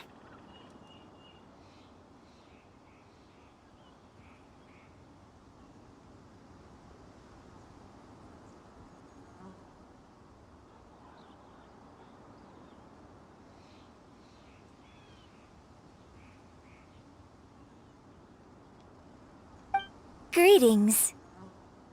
These two are Paimon and the Traveler, both good buddies of mine. And this is... sorry, not sure we've met. Shenhe. I am their... friend. Good to meet you.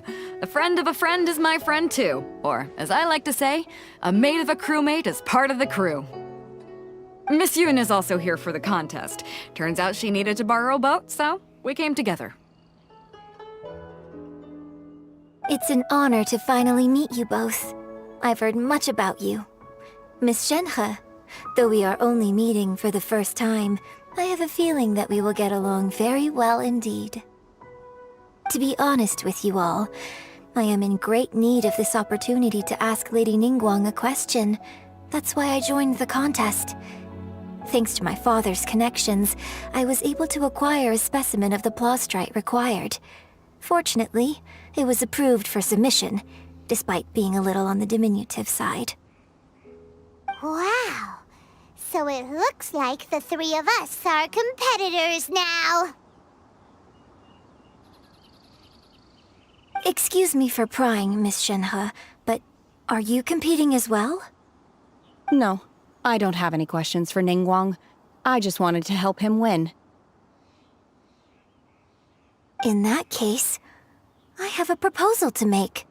Lady Ningguang said that the first 3 contestants to procure all 3 materials will be awarded the chance to ask a question. Well, there are 3 teams here. We can split the prize between us. Instead of competing against each other, we could work together to secure the top 3 places between us. What do you think? Sounds great, but how does that change things exactly? I think I see where you're going with this, Miss Yun. The plastrite was the most difficult item to source by a long shot. Luckily, all 3 of us managed to get our hands on it. The 2 remaining items aren't quite so rare, so as long as one of us finds a way to source it, the other 2 can hop on the bandwagon. How'd I do? Is that what you had in mind? Precisely. Huh. Interesting approach. Okay then. All right, I'll go first. I have some leads on these wonder cores. From what I've heard, the core itself is really not that difficult to make. The hard part is getting hold of the ore used as raw materials. I'm gonna head back to the ship and ask Suling if he's heard of them. You guys... We will head into town and seek advice from Master Zhang of Hanfeng's Ironmongers. Thoughts?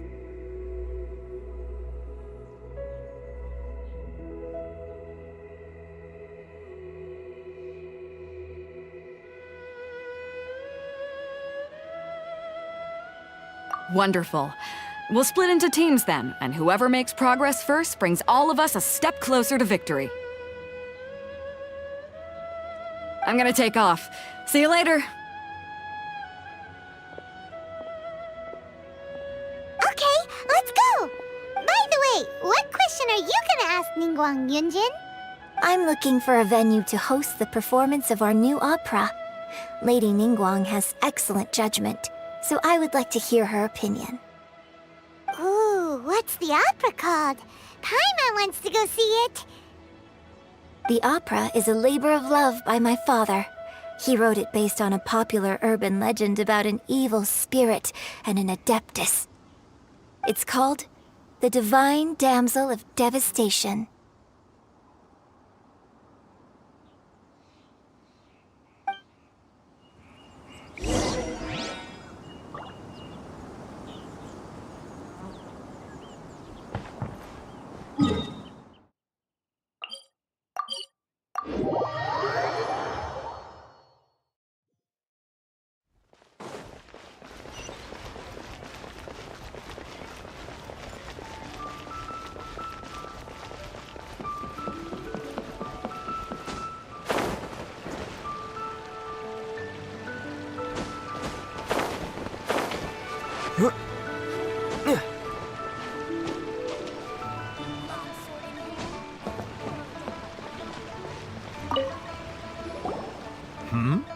Ah, hello. Are you here for something off the shelf, or do you need something forged? Excuse me, Master Zhang. We were wondering if you'd heard of something called a Wonder Core. Of course I have. Sorry, who's asking? My name is Yunjin. Perhaps you don't know me, but I believe that you forged some weaponry for my father in the past, for stage use. Yunjin? Stage use? Oh, so you must be Miss Yoon. Sorry, my brain's finally caught up. It's not used to doing much beyond bashing a hammer all day. Everyone's heard of you, Miss Yoon, even folks who don't make it to the opera all that often. Like myself. So, you're here to ask about Wonder Cores, huh? As it happens, I do know how to make them. Matter of fact, I made some for Lady Ningguang back when she was building the original Jade Chamber. The types of ore needed to make Wonder Cores are a little hard to come by. Lady Ningguang supplied them herself last time. I don't suppose you've brought any yourselves? No, we were gonna ask you what kinds of ore we need. Sure.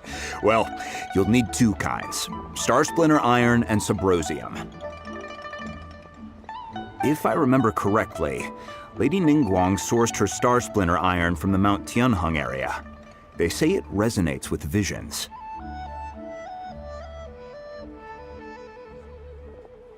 It could take some work, but if you stick with it, you'll find some eventually. As for the Subrosium, though, that's trickier. It's all but unheard of on the market. I'm really not sure. Sorry. What I've heard is that the people around Mount Tianheng have some sort of magic trick that can pinpoint the location of the stuff. Of course, it's probably just hearsay. If you want my advice, start by looking for Star Splinter Iron around Mount Tianheng. And if you run into any locals, ask them a few questions about Subrosium. Mount Tianheng. Interestingly enough, the story of the Divine Damsel of Devastation also takes place on that mountain. I hear the view there is quite spectacular. A favorite destination of the Adepti, in fact. Perhaps it can give me some inspiration. Let's not delay. We should head straight there.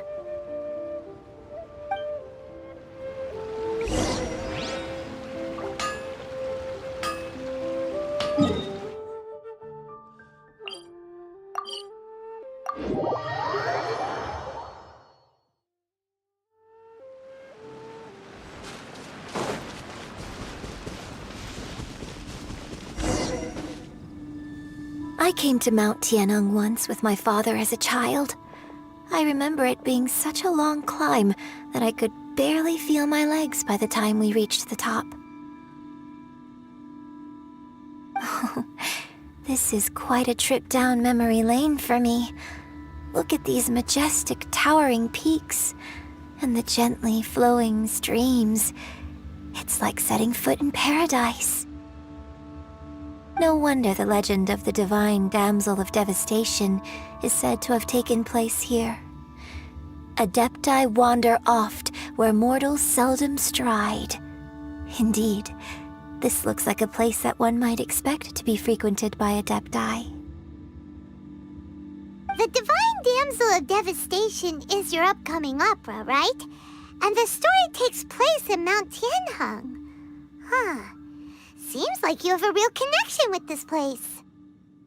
What's the story about, though? It's the story of a girl becoming a hero.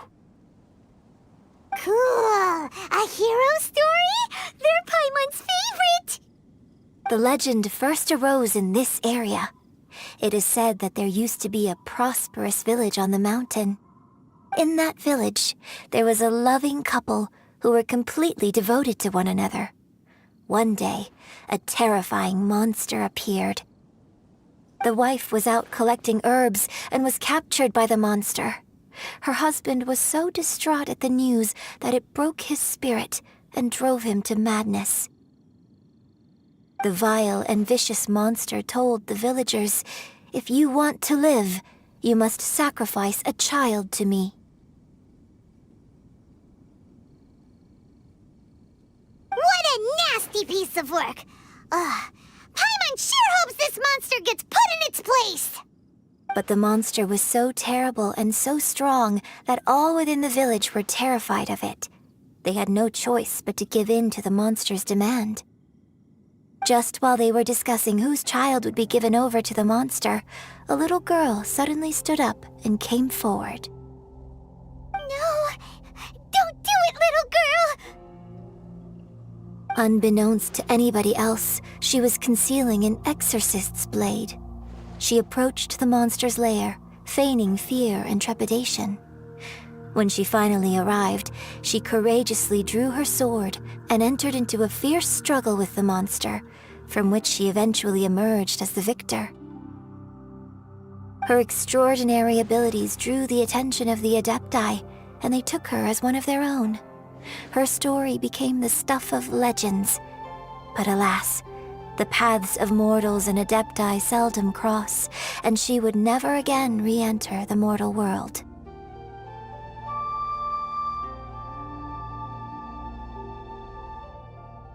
And so, destined to grace the mortal realm for but a brief moment, she vanished like a wisp of smoke into thin air. That's how the opera ends.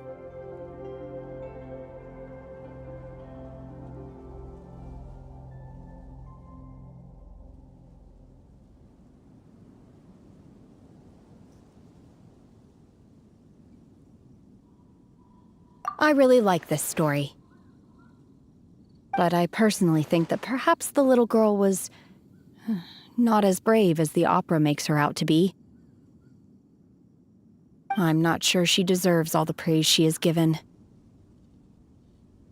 I've never considered that before. Opera is always an interpretation of the events it purports to portray. A certain degree of deviation from the truth is always inevitable.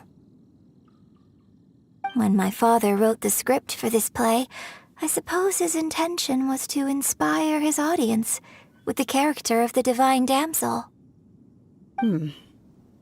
I think it's a great story. The ideal story. Well, it sure inspired Paimon! Let's go get ourselves some Star Splinter Iron! Yeah!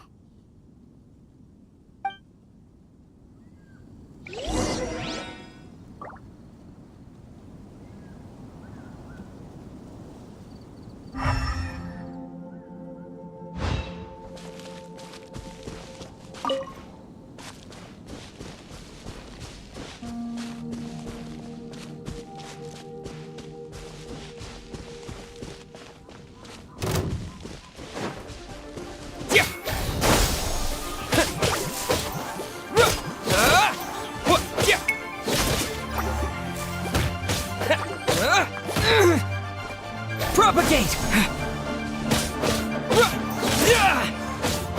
Freeze!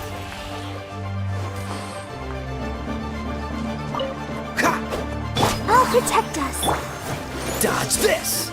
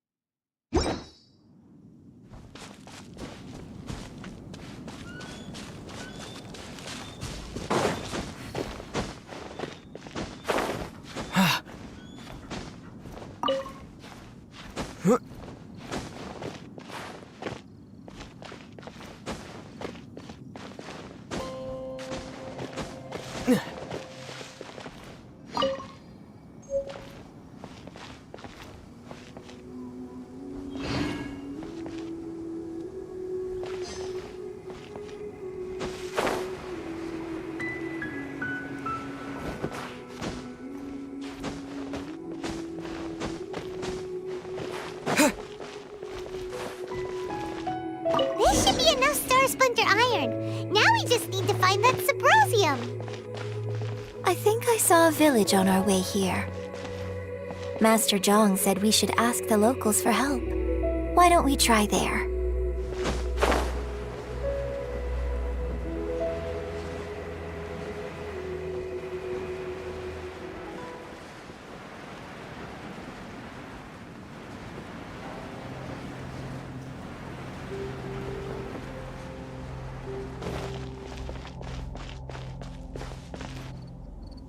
Hey, there really is someone here.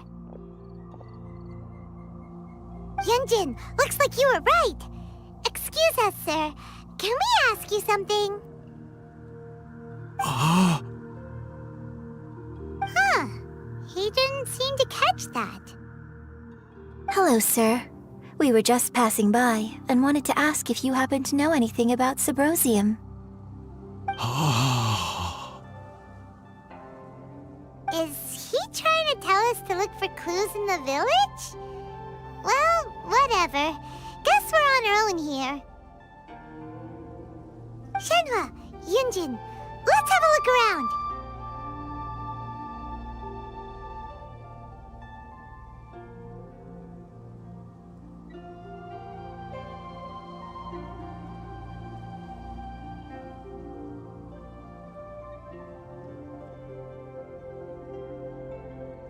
Sorry, you can go ahead without me.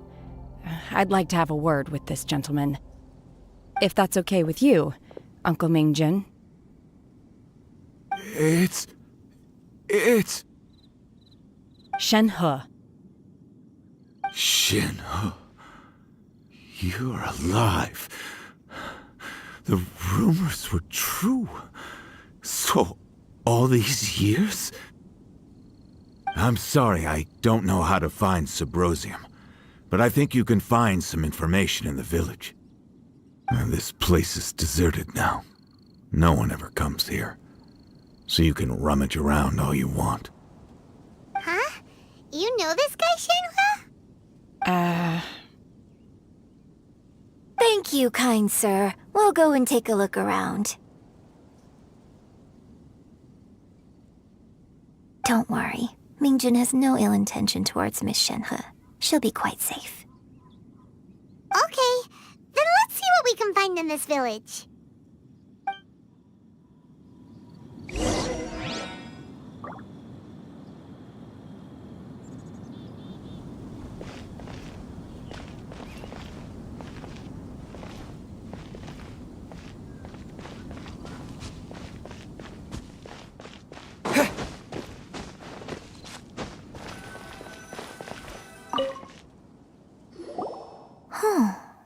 What's this?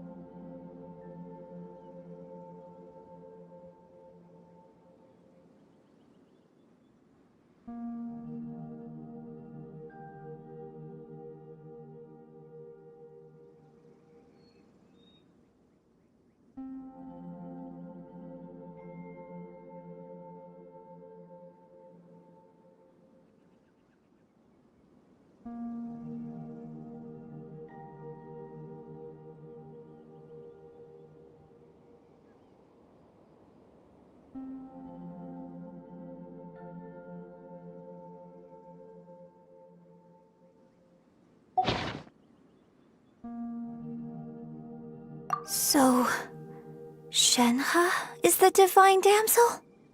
Now that I think about it, she does behave rather like an adeptus, and she is about the right age. So that's why I've been getting the strangest feeling whenever I chat with her. I should have noticed it earlier. According to this text, the divine damsel from the opera was actually the daughter of the loving couple. And she didn't volunteer. She was sacrificed to the monster by her own father.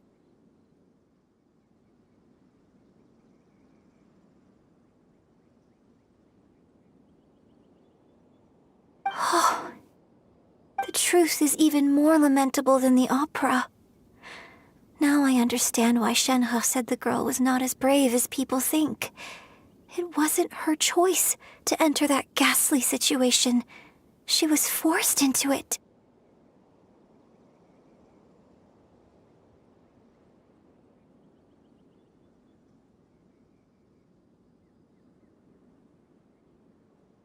Oh, it looks like my father may need to make a few revisions to his beloved opera.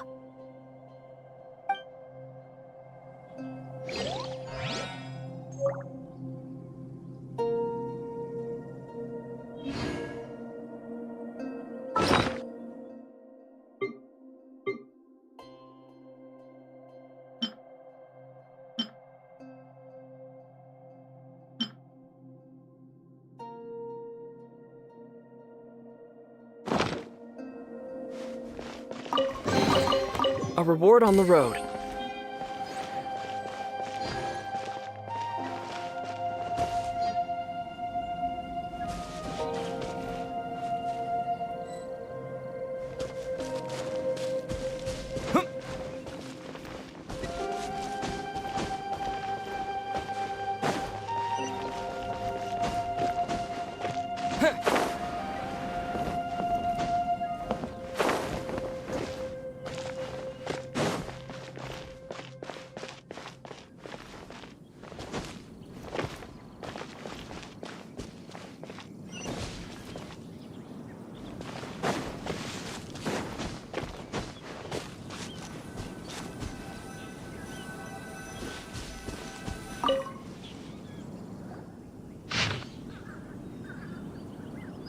So it seems that Shenhe's father thought he was summoning a benevolent deity using a magic incantation.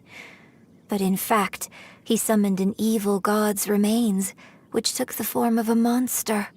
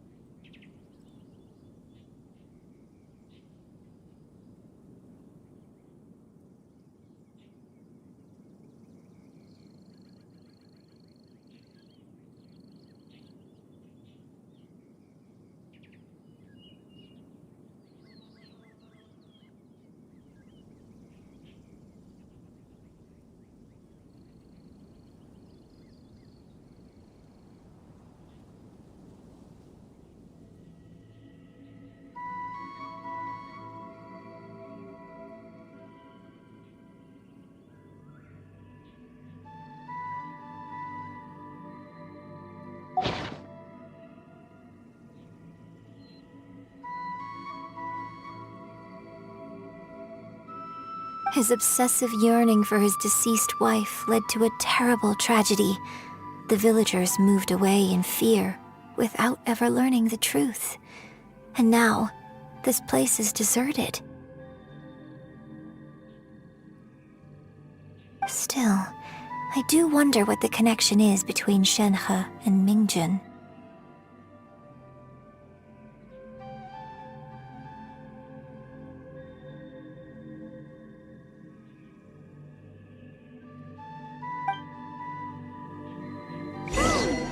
We've looked everywhere, but still no mention of Subrosium. Let's have a look over there.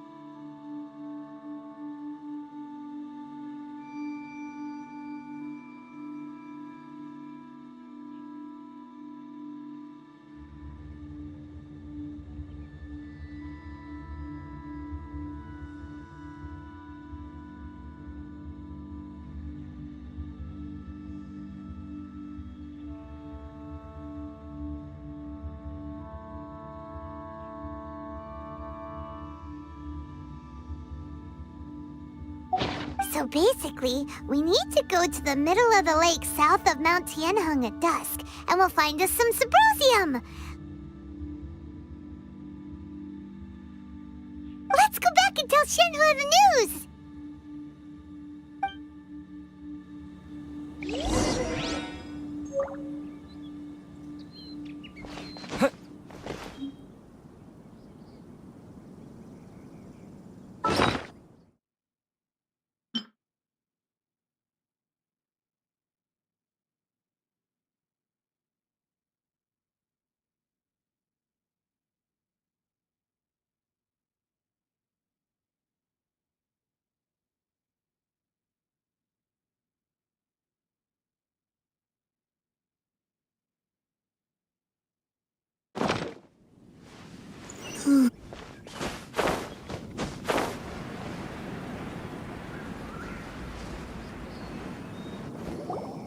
One year when I was back visiting, I heard a story about a white-haired adeptus from a merchant passing by.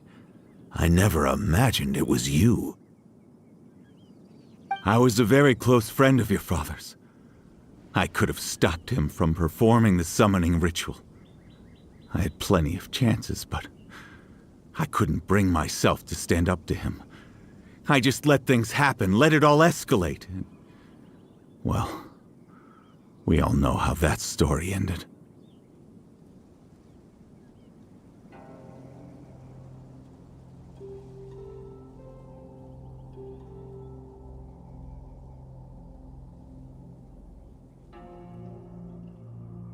I bring flowers back here every year.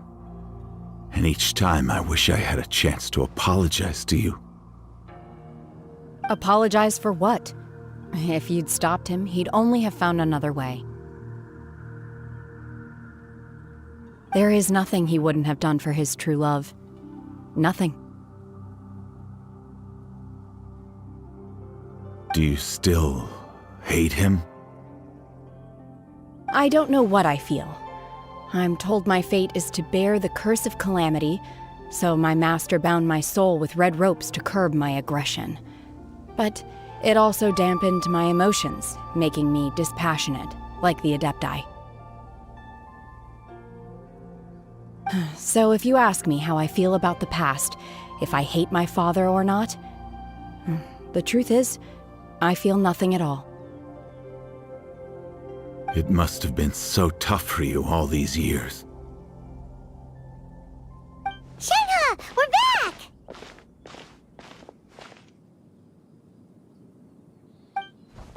Oh, then I will leave you all in peace. Shenhe, it brings me some solace knowing that you are okay. I'll tell you more about the old times next time we meet.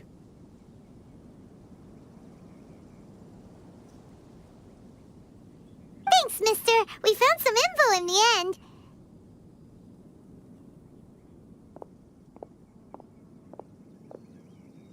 Shenhe, look! This tells us how to find Subrosium. All we gotta do is go to the middle of that lake! Let's go then. Miss Shenhe, there's something I'd like to talk to you about. Just now, in the village, we found your father's diary. It turns out that many of the details in the Divine Damsel of Devastation are not true to the facts, so I'd like to change them. Why? I know I say that opera always deviates from the truth, but now that the main character is standing right here in front of me, I cannot simply dismiss your lived experience in favor of my father's fiction. It's okay. I like your version. Huh? My master once said that the day I learn how to use my strength for the good of others is the day that I can truly become part of human society. So, I hope that one day I might be brave enough to stand up and protect others, just like the girl in the opera. But I've never thought this way before, and I wonder whether I will continue to think in this way. Don't worry. I believe you will. In fact, I think maybe you've already started to become the person you aspire to be. You just haven't had the opportunity to see it for yourself yet. Shenhe! Yunjin! Cut the chit-chat! Let's go! We can't let someone else beat us to it!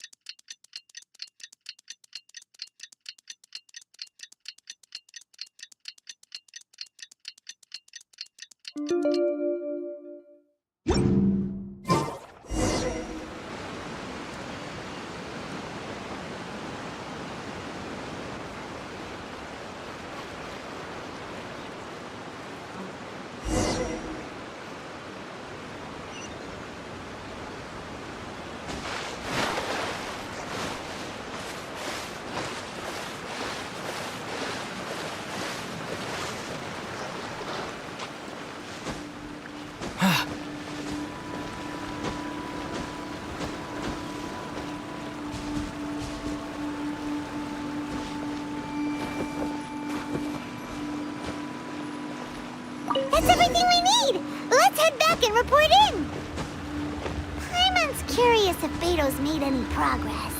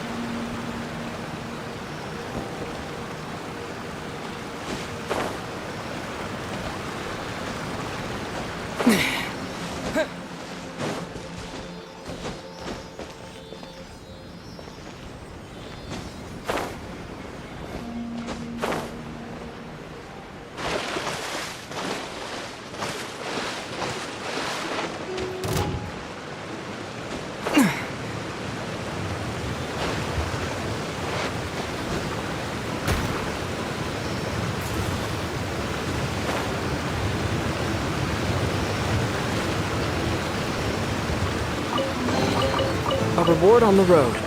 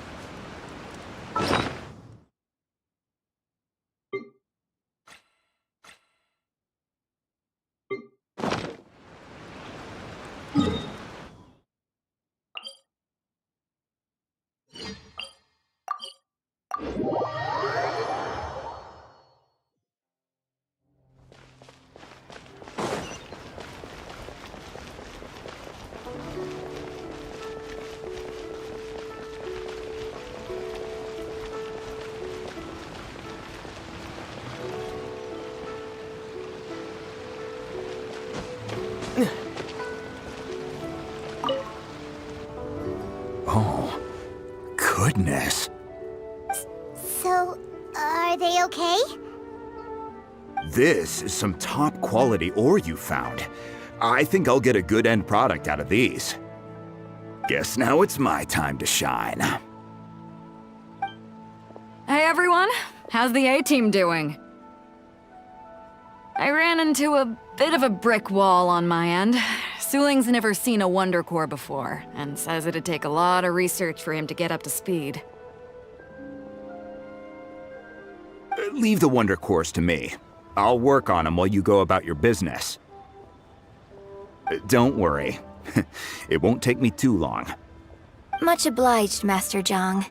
We should look into the Adepti sigils next, but where should we find items relating to the Adepti? I'll sort that out.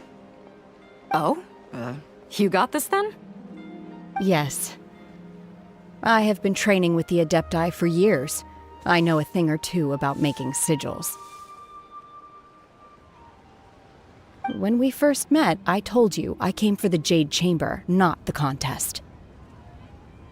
In fact, I came specifically to deliver Adepti sigils.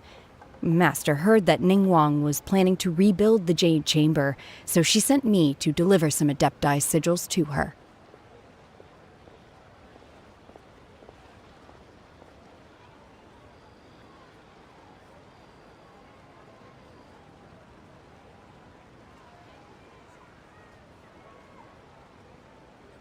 Master also said she hoped that I can take this opportunity to rejoin human society.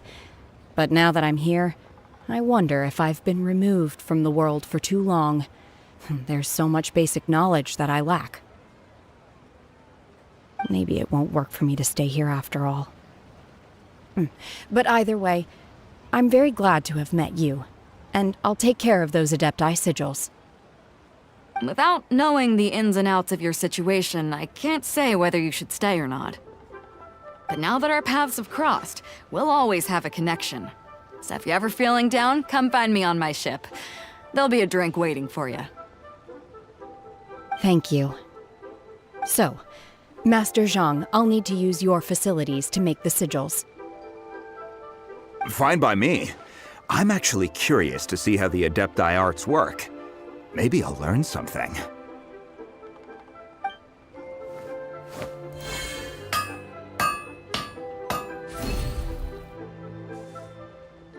Whew. The sigils are ready. Though they are in some respects inferior to my master's, I can assure you there will be no quality issues. I've finished forging the things you asked for, too. Great! Let's go submit them before someone else gets there ahead of us!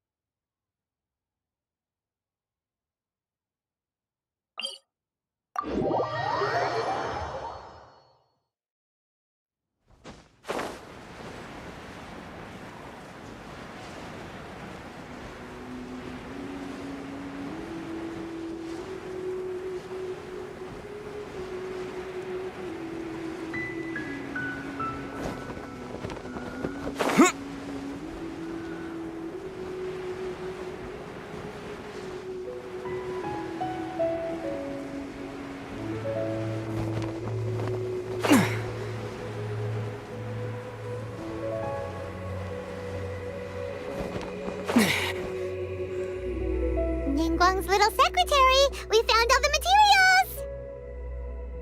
Oh, already? All three of you found them together. Okay, I see. The Wonder Cores and Adepti sigils look good. It seems that we found our winners.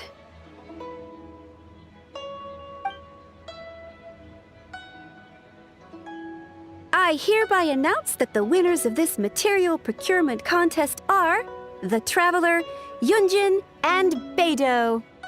What? It's over already? I haven't even found the prostrate yet! I can't believe it. So close, but so far. I'd like to invite our 3 winners to please proceed to the Jade Chamber, where Lady Ningguang is waiting for you. Huh? Where's Beidou? She was right here! Captain Beidou has some business to attend to. She will join later. Please come with me for now. Alright then, guess we'll head on up to the Jade Chamber first. This has been a long time coming. The last time we went up to the Jade Chamber was ages ago.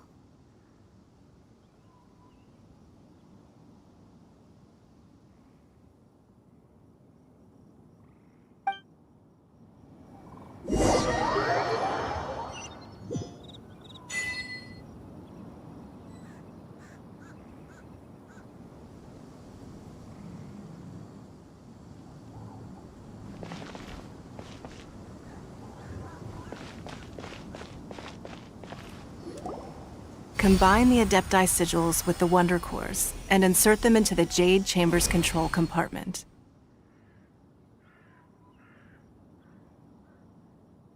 The construction of the new Jade Chamber is now officially complete. Once the tethers are released, it will soar into the sky. Thank you all for your work. Now it is time for me to fulfill my promise. Yeah! Miss Yun, I've already heard something about the reason for your involvement. You are looking for a venue for your new opera, aren't you? That's right. Lady Ningguang, I would like to hear your opinion. The unveiling of Miss Yun's grand new opera surely requires a venue of equal grandeur.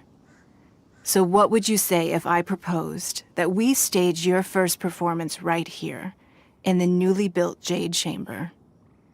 The Jade Chamber offers a splendid panoramic view of the mountains and the bustling city. It is fitting for the finest performance to be hosted in the heavens. I can think of no better stage for you than here, Miss Yun. Thank you, Lady Ningguang. Then I will prepare my props and other articles shortly. Please allow me to bring all these aboard the Jade Chamber. You're quite welcome. It's truly what a good opera deserves. A traveler, Shenhe, Paimon, I'll be leaving now. Do come and see my play when the time comes. You're next. What is your question? I should clarify. I do not know your sister's whereabouts. Please, don't waste your question on this matter.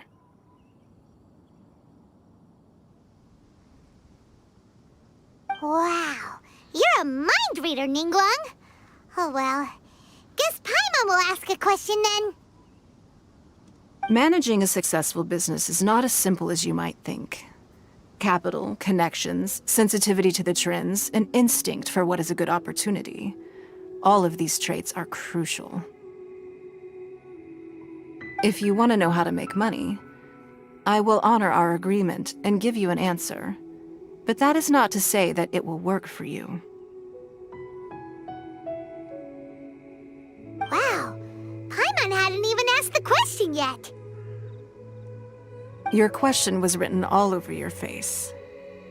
Now look, you helped me rebuild the Jade Chamber, and I intend to repay you handsomely for it.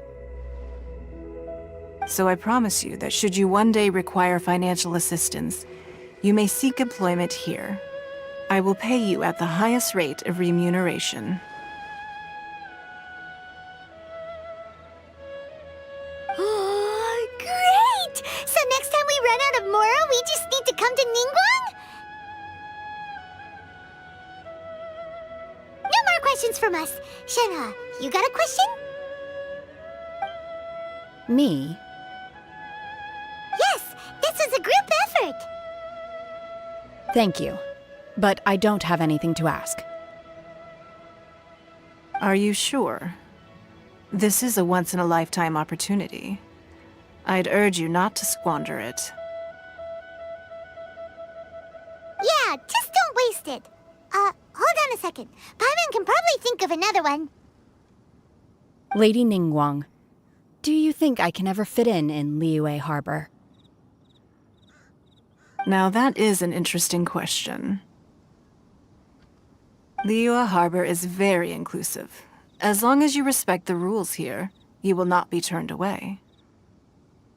So, the key is whether or not you yourself can develop a sense of belonging in Liyue Harbor. Huh. A sense of belonging? Yes. To become fond of a place, to feel part of it, it always requires a reason. Perhaps someone you've met, or something you've experienced here. Or perhaps you enjoy the atmosphere of Liyue, and you will become accustomed to it. In short, everyone needs a reason to stay. I hope you can find yours soon. I see. Hey, what's going on? I just went to see the fleet. I'm a little later than expected. Come on, Beidou! It's your turn! Do you have a question for Ningguang? Me? Nah, I ain't got any questions. She forced me to help out, so I figured I may as well get involved with the contest. Ningguang, don't forget what we talked about. It's not gonna be easy to deal with. I don't think my fleet can take it on their own. Don't worry. I have made preparations. The wound dressings are ready, and the Millelith have set up an ambush. Glad to hear it. Watch your back. Stay alert. Beidou? Ningguang? What are you talking about? You'll see when the Jade Chamber ascends. However, it's not the most pleasant topic of conversation. Maybe it's better that you don't know.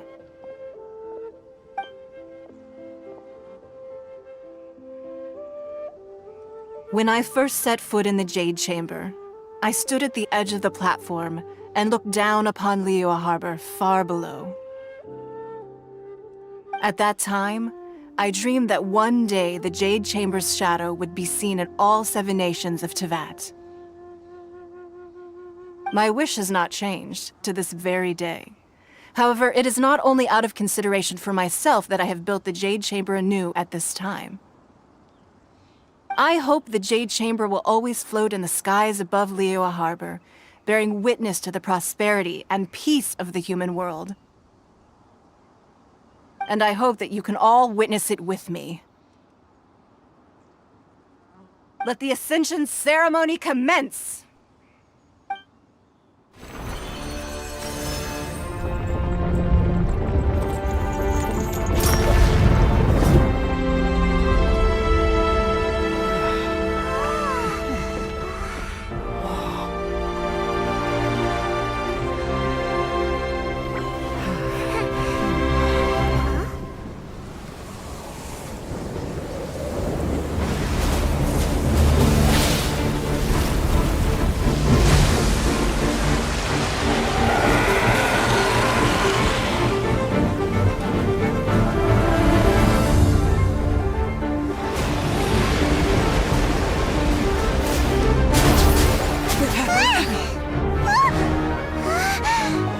Right on cue. The Avenger of the Vortex, Beisht. Who is that? Osial's wife. Final follower of the Overlord of the Vortex. Sounds like you knew this was coming! Beidou sensed something was stirring in the deep. She warned me months ago. Knowing she harbors hatred toward the Jade Chamber, I chose to rebuild it now as a way of drawing her out. Got it. Well, let's go fetch the Adepti. No. In this human age, the people of Liyue must find a way to overcome this crisis on our strength alone!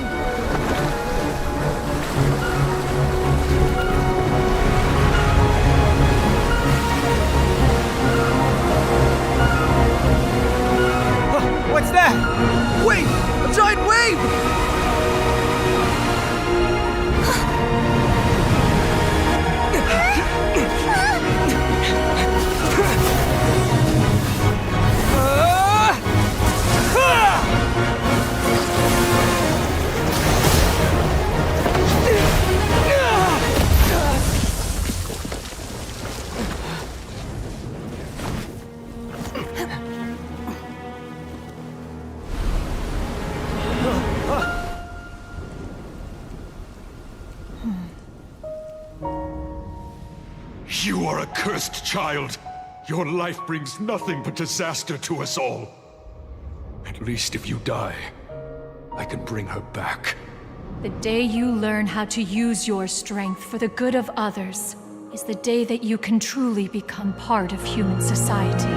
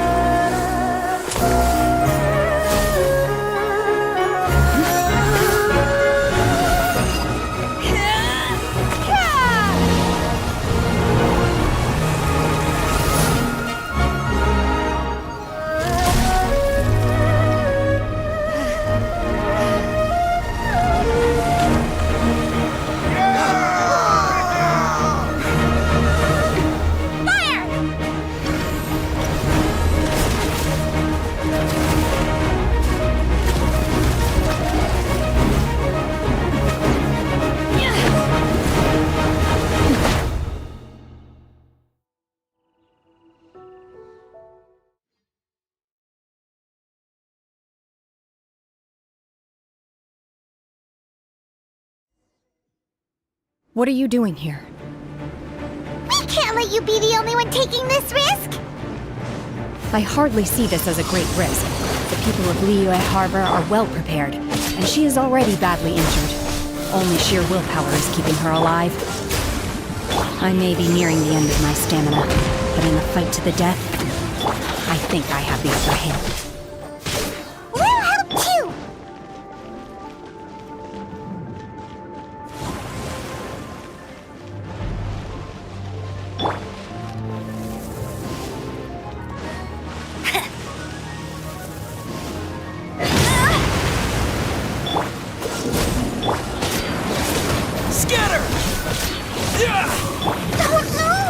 Let go! Come on! We can do it!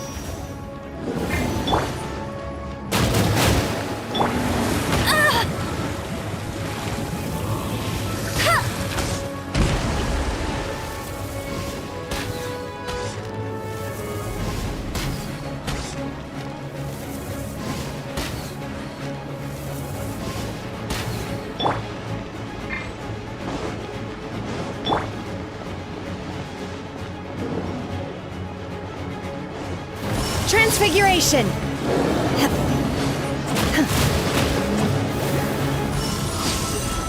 Oh! You will regret this!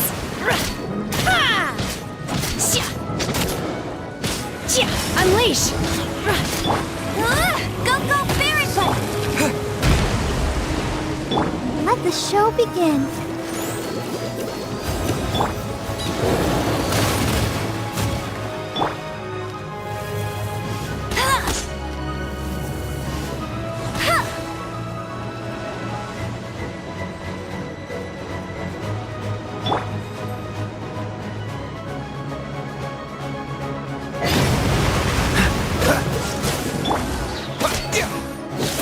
Propagate! Don't get frostbite. Obey! Manifest! Do your master's bidding!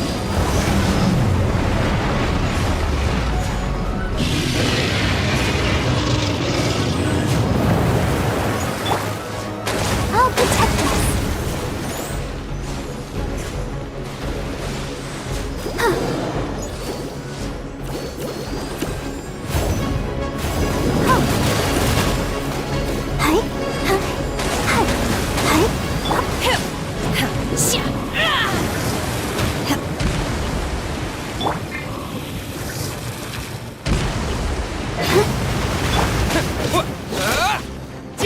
Scatter!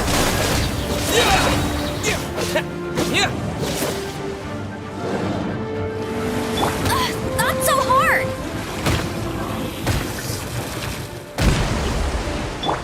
Take your true form!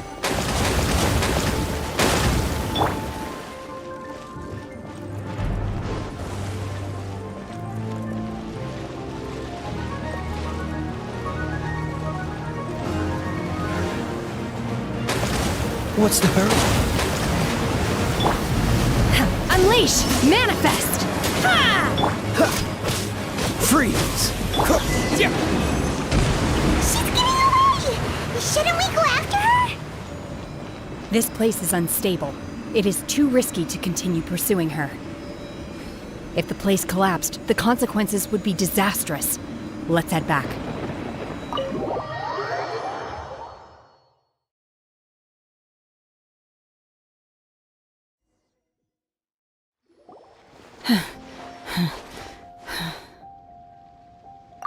I'm just a little exhausted.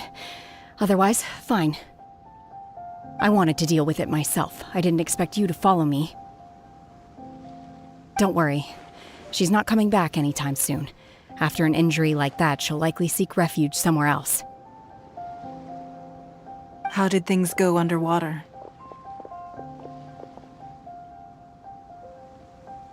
It's been dealt with. She was injured before entering the water. It didn't take too much effort to finish the job. Good. So the crisis has been safely averted. When you visit the Jade Chamber in the future, you will be afforded generous treatment. Lady Ningguang, the fleet reports that the sea monster has left Guyan Stone Forest and the surrounding waters have returned to normal.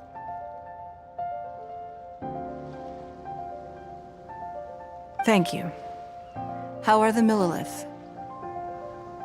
Thanks to the medical supplies you prepared and Lady Keqing's command, our losses were minimal.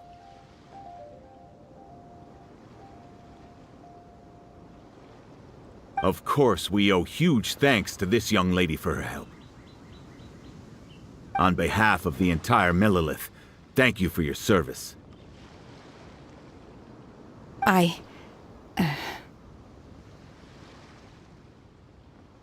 Great. Then next time I watch Miss Yun's opera, I'll be able to take the compliments. I wasn't trying to be a hero, though. I just wanted to protect you. Let the soldiers recuperate, but don't let your guard down. If she returns with a vengeance, we must be prepared. Yes, ma'am. You've been monitoring us for some time now. I trust you've reached a conclusion. You wish to hear one's opinion. Well, things would have hardly gone so smoothly had it not been for Shenhe. That I do not deny. However, final victory was always going to be ours, even had things been a little more arduous. If it came to it, I could always destroy another Jade Chamber. One has observed your adaptation of the Guizhong Ballista, and find oneself compelled to admit that you have evidenced some degree of novel thinking. You have learned from past failures and prepared for this crisis in advance. This is considerable progress compared to the last time.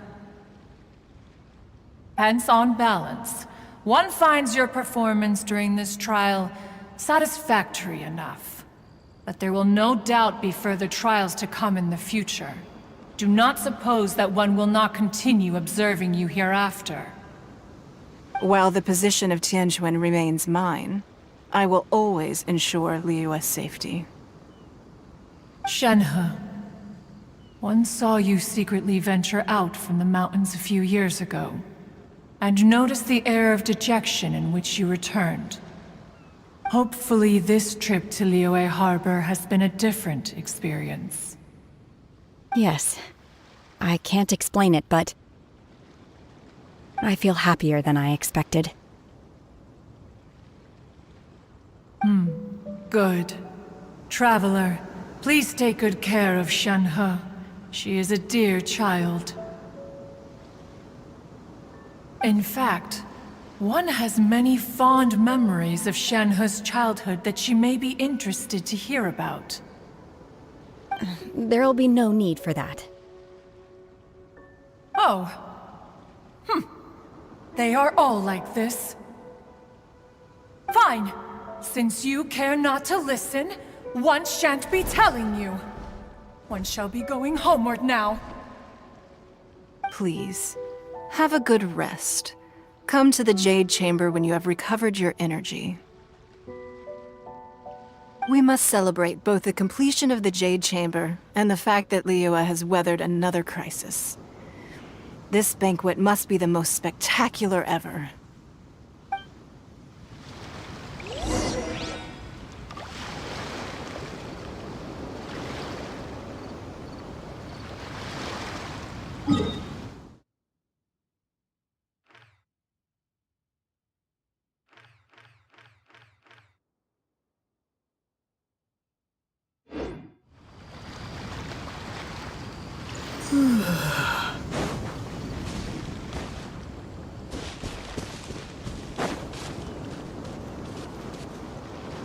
Propagate!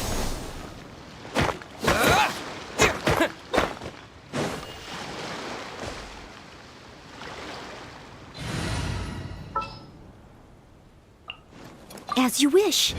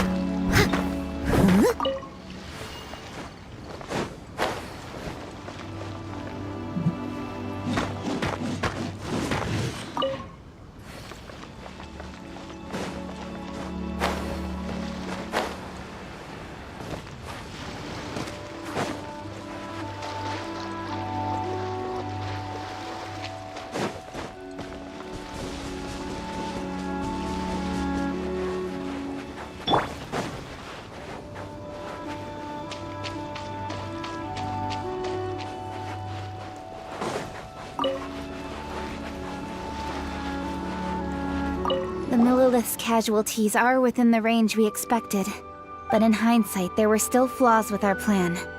If we'd had more time, we could have built a barrier here to absorb the impact of the waves. We must learn from this experience and never repeat the same mistakes again. We were fortunate to have your assistance this time. Thank you.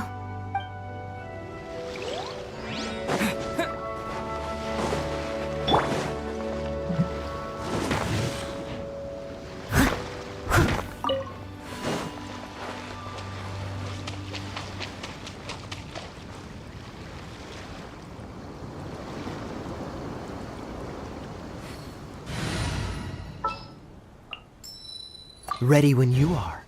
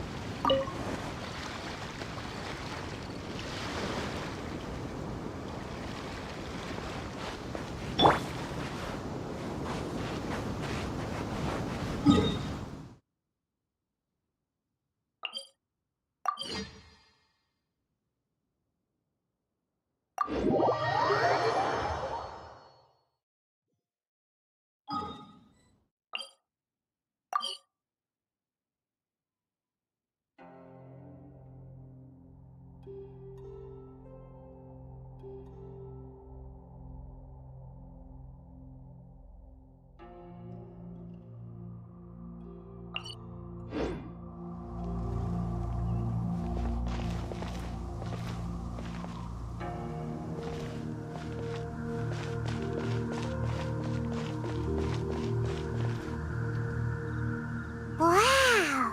Everyone's already seated!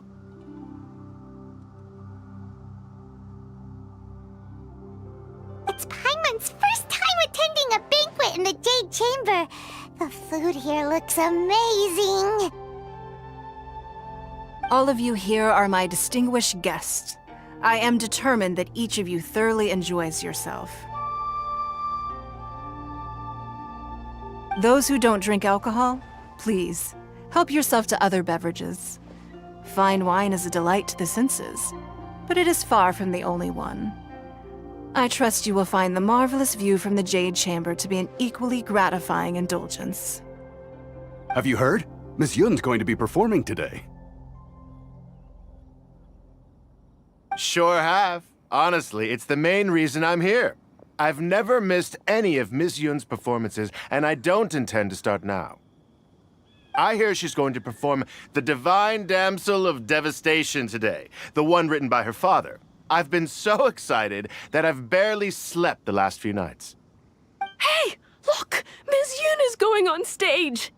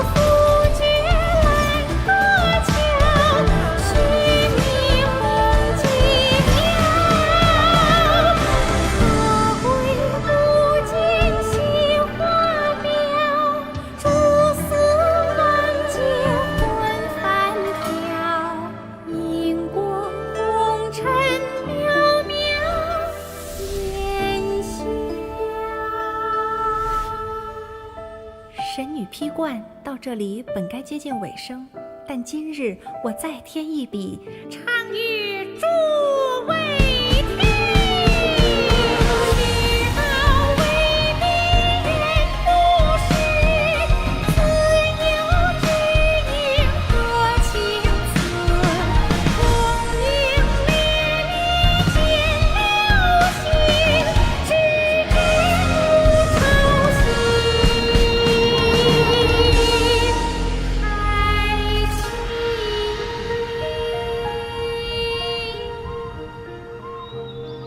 彼时鹤归，茫茫天地无依靠，孤身离去。今日再会，新朋旧友坐满堂，共聚此时。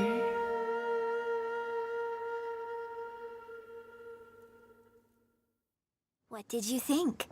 Personally, I thought I sang rather well. It was beautiful. Paimon wants to learn too. It was wonderful. Also, thank you. You're welcome. Thanks to you, the Divine Damsel of Devastation is a more nuanced tale than ever. The play has an ending, but life goes on. I believe you will find a way to fit in Liyue Harbor. Thank you. I think I've found the opportunity I needed to change. Ms. Yun, here you are. Great to see you. Huh? Hey, this young lady with the white hair looks like some kind of VIP. Yeah, that's it, like an adeptus. Wait, you're the girl from the opera, aren't you?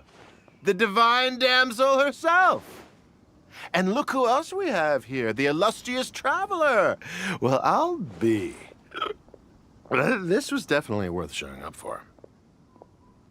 Let me pull up a chair, all right. We'll all have a friendly chat, get better acquainted. Alternatively, you could leave us alone. That is, if you'd prefer to finish your drink via the orifice of your own choice. Uh-oh, this feels all too familiar. Shenhe's back to her old self again. Hey, what are you doing? Calm down, Shenhe. Calm down.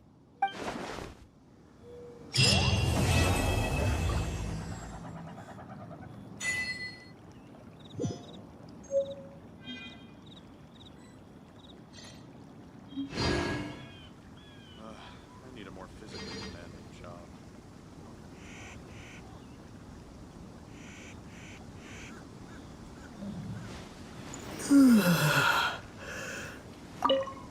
To act, one must first feel. After our trip to Mount Tianheng together, I felt much more in touch with the character today. Next time I have a new opera, may we study the character together again.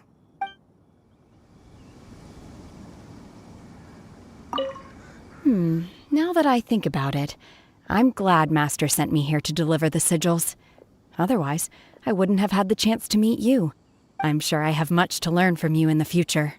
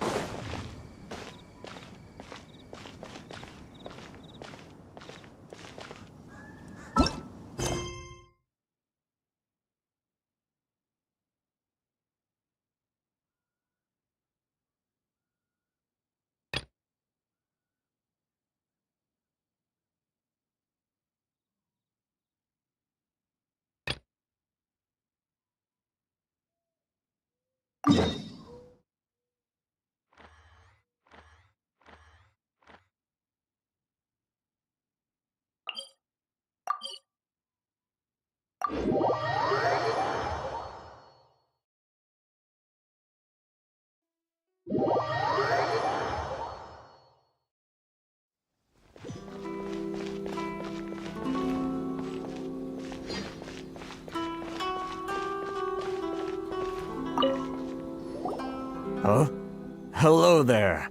You must be seeking refuge with the International Trade Association. The Outlander Affairs Agency took you for all you're worth, I suppose.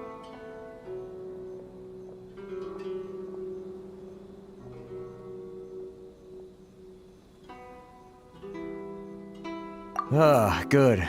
That's a relief. You need to be careful, or you'll find yourself losing your savings all at once. We heard the association has been having some difficulties lately. Is that true? Yes, left, right, and center. Obstacles at every turn. But that's nothing new for us.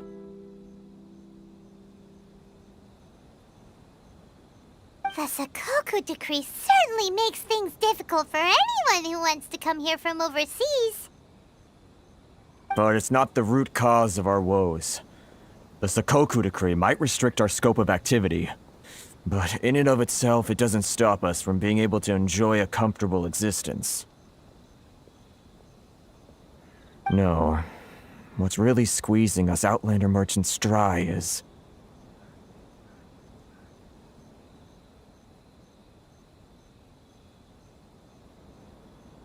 those Mora grubbers from the Kanjo Commission.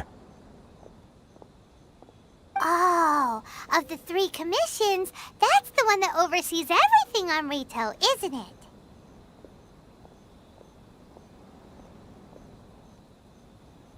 That's right. They impose astronomical tax rate, unbelievable regulations, and that's not the worst of it.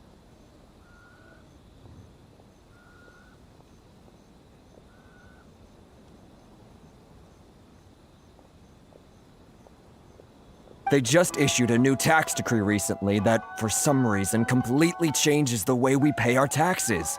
It used to be Mora, but now it's something called crystal marrow.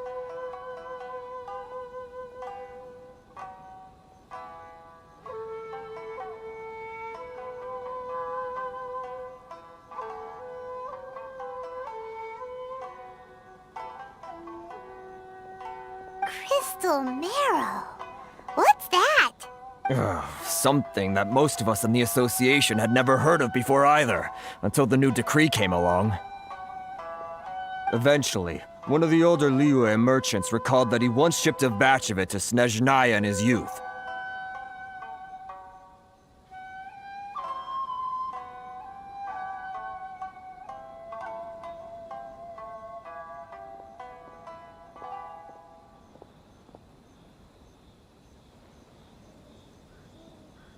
So, in order to pay our taxes, we began an arduous search for this crystal marrow.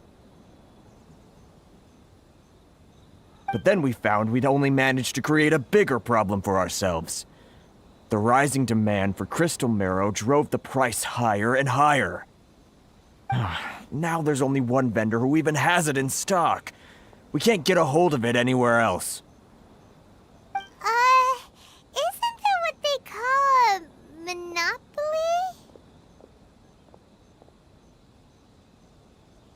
Exactly.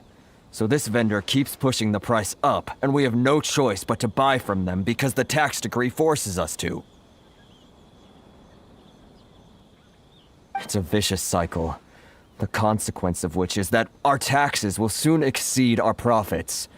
And once that happens...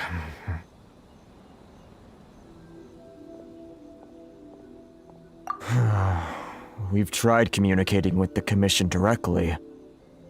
But this is a nation where the cries of a few struggling merchants will never be heard over the ever-present roar of thunder.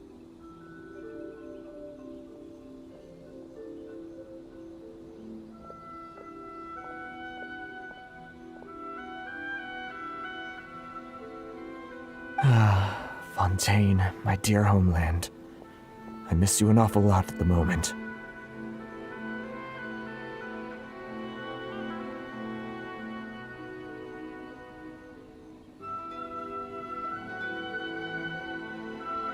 Sounds awful.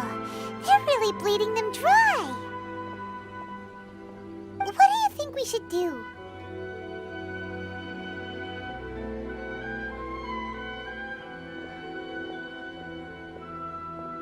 But Carisu's the head of the association, and even he hasn't had any luck. Not to mention, we're Outlanders too.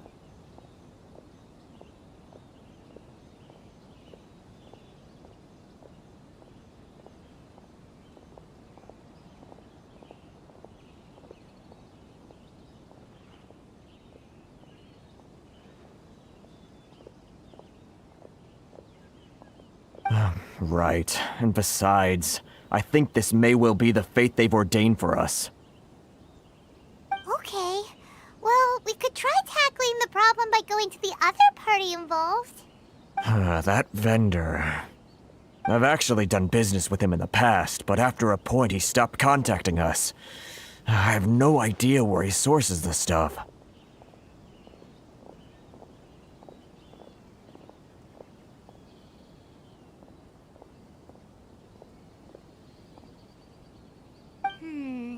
Well, it definitely sounds like he's being unfair. How do we find him? We could go talk to him and see if he lets anything slip.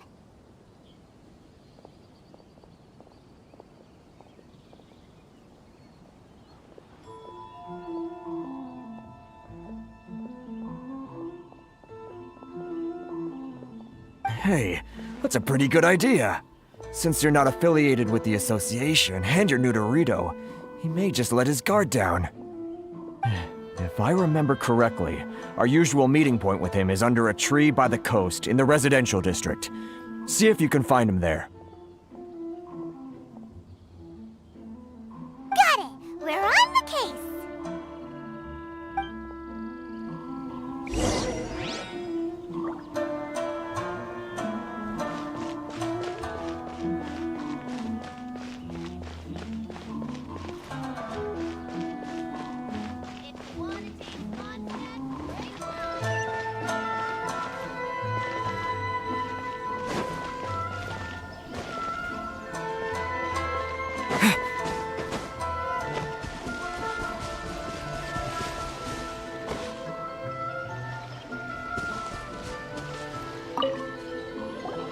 Huh?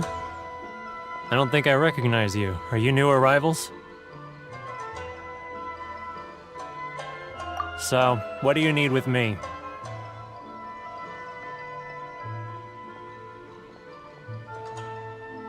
The sheer nerve. You don't go around asking questions like that. If I gave you my sources, I might as well hand you the whole darn business. Trade secret. Got it? You know what trade and secret mean, right? This guy's got a bad attitude. Ha! Are you even buying? Oh, I see what's going on here. Kurisu and his associates sent you here to try and plead their case, didn't they? They're wasting their time. The price is non-negotiable, not by a single mora. Hey, what's your problem? Get out of here, go on. Tell them they're lucky to be buying from me in the first place, and they ought to be more grateful. If it weren't for me, they'd be in seriously hot water.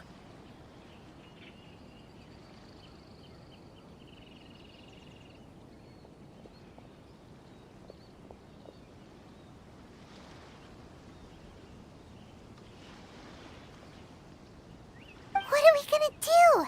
There's no talking to this guy. Good idea. Let's check back in with him.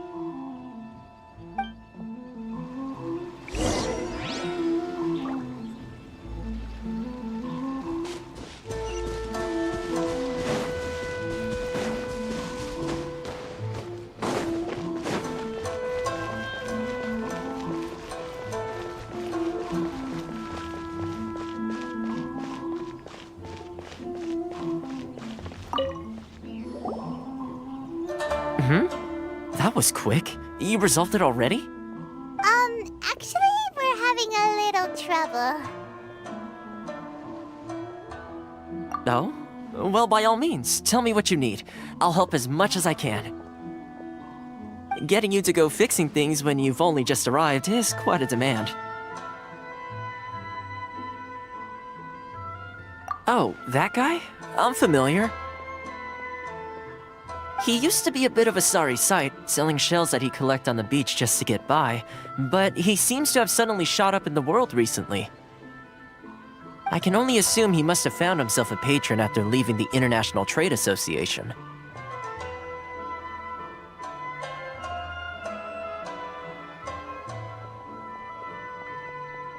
Huh. You're saying he used to be a member of the International Trade Association? So he's an Outlander too? Yes. Couldn't you tell when you spoke to him?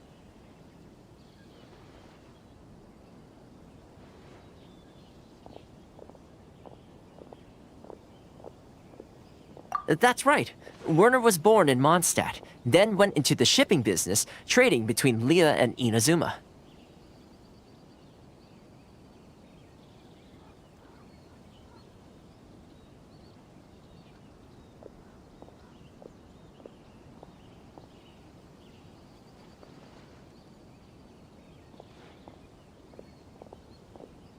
When Inazuma closed to the outside world, he was one of a group of outlanders that ended up stranded on Rito.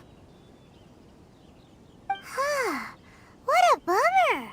The International Trade Association was initially very generous to him, but over time, with decree after decree, the association members found it increasingly difficult to make ends meet. So he left the association and turned his back on them. I'm sure it's more nuanced than that. I believe even the most ungrateful and cold-hearted of people still have some amount of gratitude and warmth left in them somewhere. Really? Is that all you need to know? Well then, it sounds like you may have found a way in with him.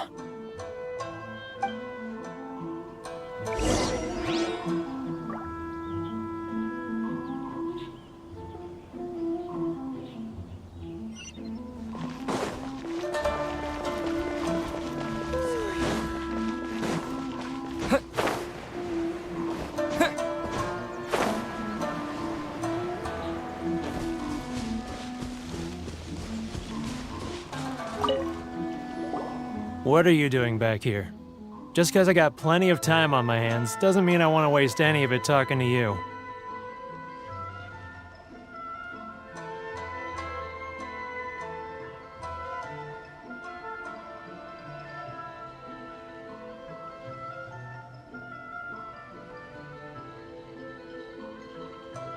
Huh? Where's this coming from?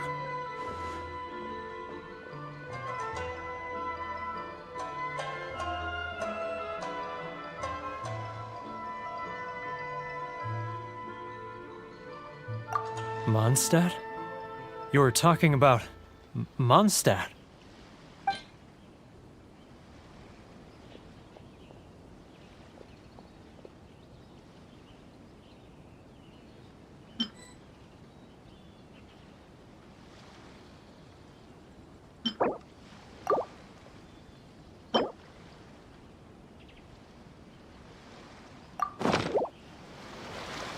Goodness, I can sense it now. So familiar, but I can't remember the last time I was there. The scent of Mondstadt. Oh, how it takes me back.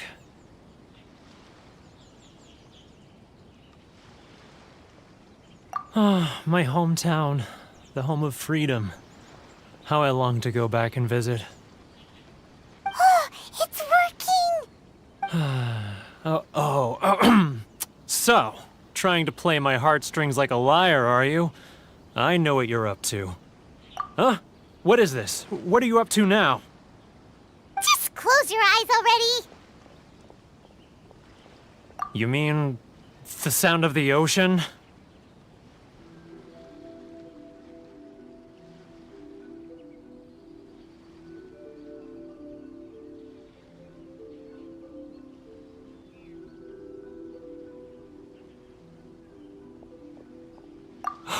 Leah Harbor.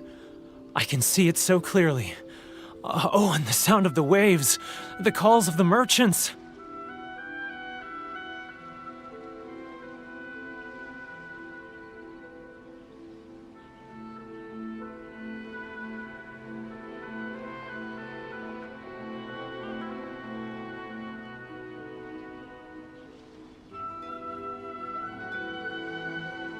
Xiao lanterns. I'm right there at the lantern right. Oh, look at them floating up into the sky. This guy has a really active imagination. Either that or he really does miss Liyue Harbor. Liyue.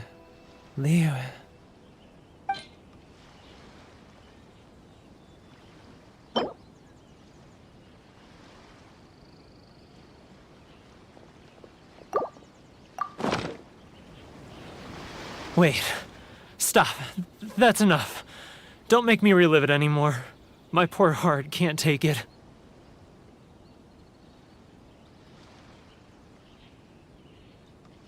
You mean the folks from the International Trade Association? And I suppose they are far from home, just like me. Often, I'll sneak down to the shore at night and listen to the sound of the waves. I like to imagine it's the voice of my hometown, carried across the ocean. I've run into folks from the association more than a few times doing just that, but I always hide my face and slip away.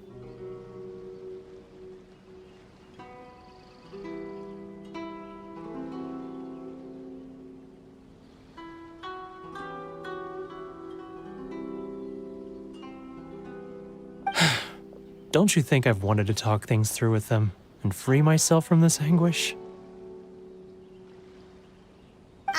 Well, no one's stopping you, so...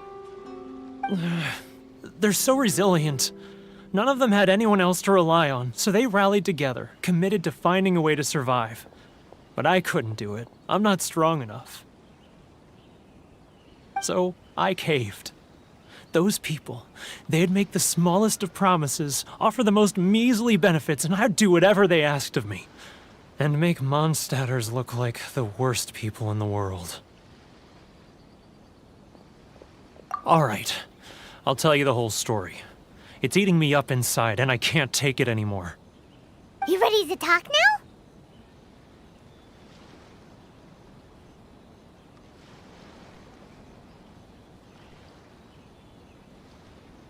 But I betrayed them. I can't show my face there. Come on, you scaredy cat. Look, you messed up, but now it's time to make things right. So come on, get it off your chest. What's the deal here? It's a scheme by the tax collection Ashigaru, Keijiro and his companions.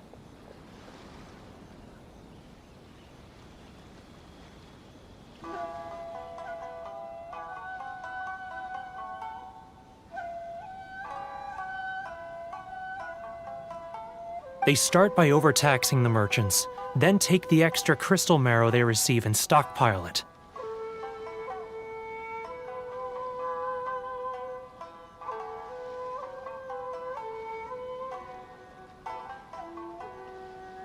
Once the merchants run out of places to buy crystal marrow, they get me to sell that extra stock back to the merchants at an extortionate price, with the proceeds going to the tax collection Ashigaru.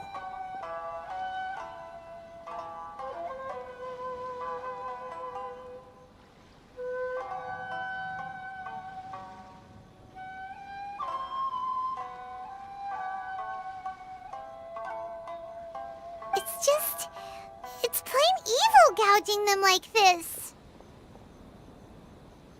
I'm their puppet, yes. But my cut is a tiny fraction of what we take in total. It's barely enough for me to live on. Evidence? You're right. Without conclusive evidence, he will never admit it. Now that I think about it, whenever I report back to him after a sale, he always heads to the same place.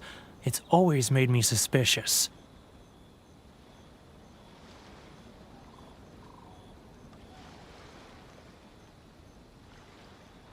As it happens, I handed some Mora over to him not long ago. I can show you where he went if you want. Really? Well, then there's no time to lose. Let's go!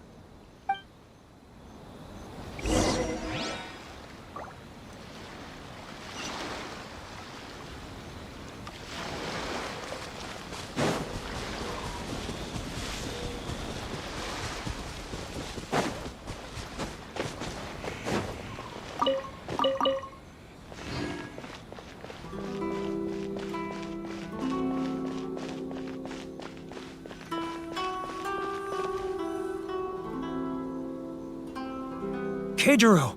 It's him! After him!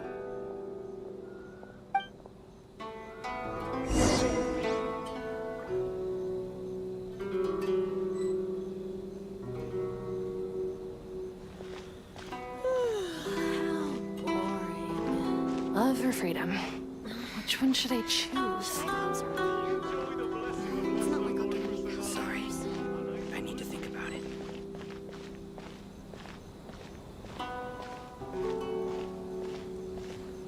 Ah, Ryoki. Too close! That's too close! I'll notice this for sure! He's getting further and further away! Let's catch up a little! Love or freedom? Which one should I choose? Now, who else? Too close! That's too close! He'll notice this for sure! It's not like I'll get any customers. He's getting further and further! What was that sound? What? Huh? Where'd he go? He was right there a moment ago. Seems he disappeared in a blink of an eye. If only we'd made less noise.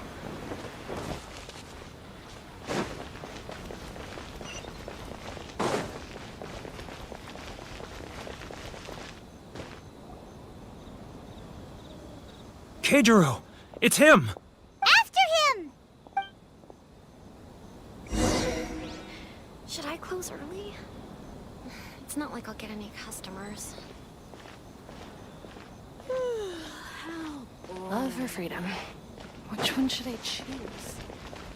Sorry. He's getting further and further away! Let's catch up a little. Huh?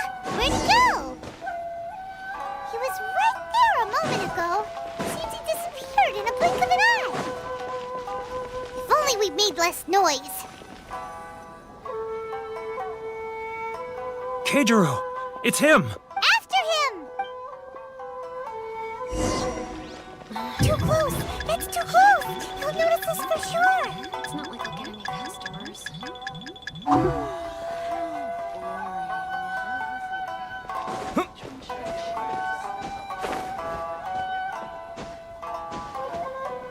He's getting further and further away!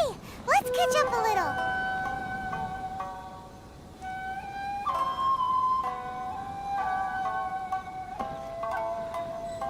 He's getting further and further away! Let's catch up a little. Close early? It's not like I'll get any customers. Ah, Ryoko, how's business? All the better thanks to your generous patronage. Good. Thankfully, I earn plenty these days. Oh, but of course, tax collection is difficult work.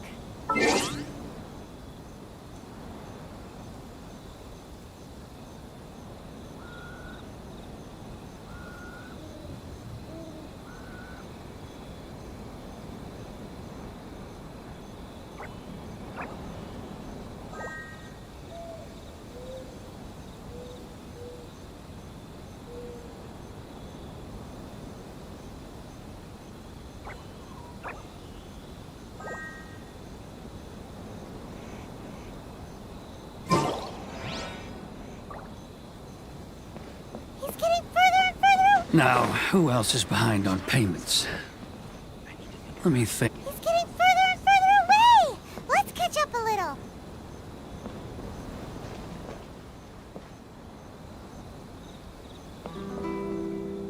He's getting further and further away! Let's catch up a little. Too close! That's too close! He'll notice us for sure!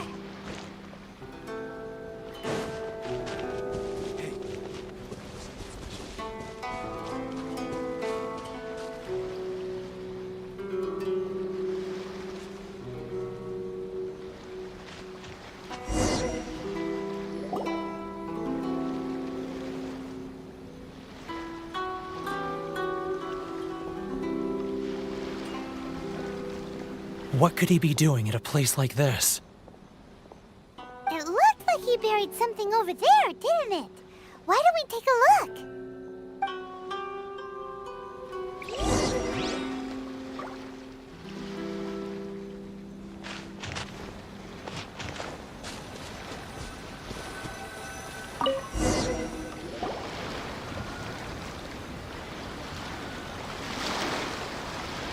Whoa, it's a ledger.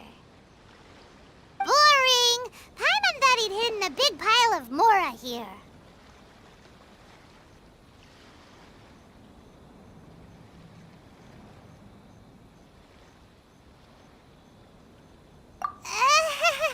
Yeah. Let me take a look here. Ah, yes! This is what we're looking for. A clear and complete record of every single transaction, each one proof of his guilt. Great! Well, now we have our hard evidence. Let's go tell Karisu the good news, shall we?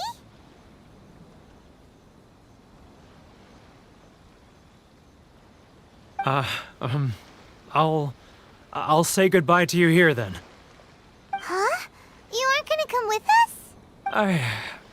I need a little more time before I'm ready to face the head of the association. I'm sorry. Huh. Poor Werner's a pretty awkward guy, huh?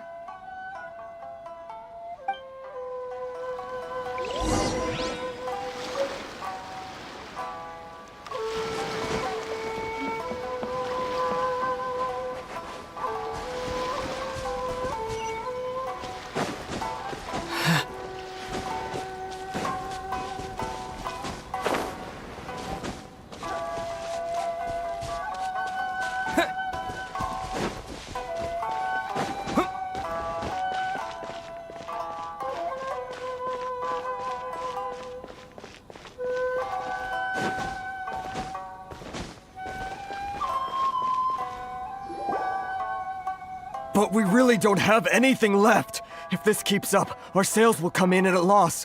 There'll be nothing left for us to do but starve! You know the decree. The rules are the rules. No discounts, no exceptions, and no excuses. And who are you? Another new member of the association? It just so happens that we found your little ledger, so now we're here to tell everyone all about how you embezzled crystal marrow to sell it right back to the taxpayers.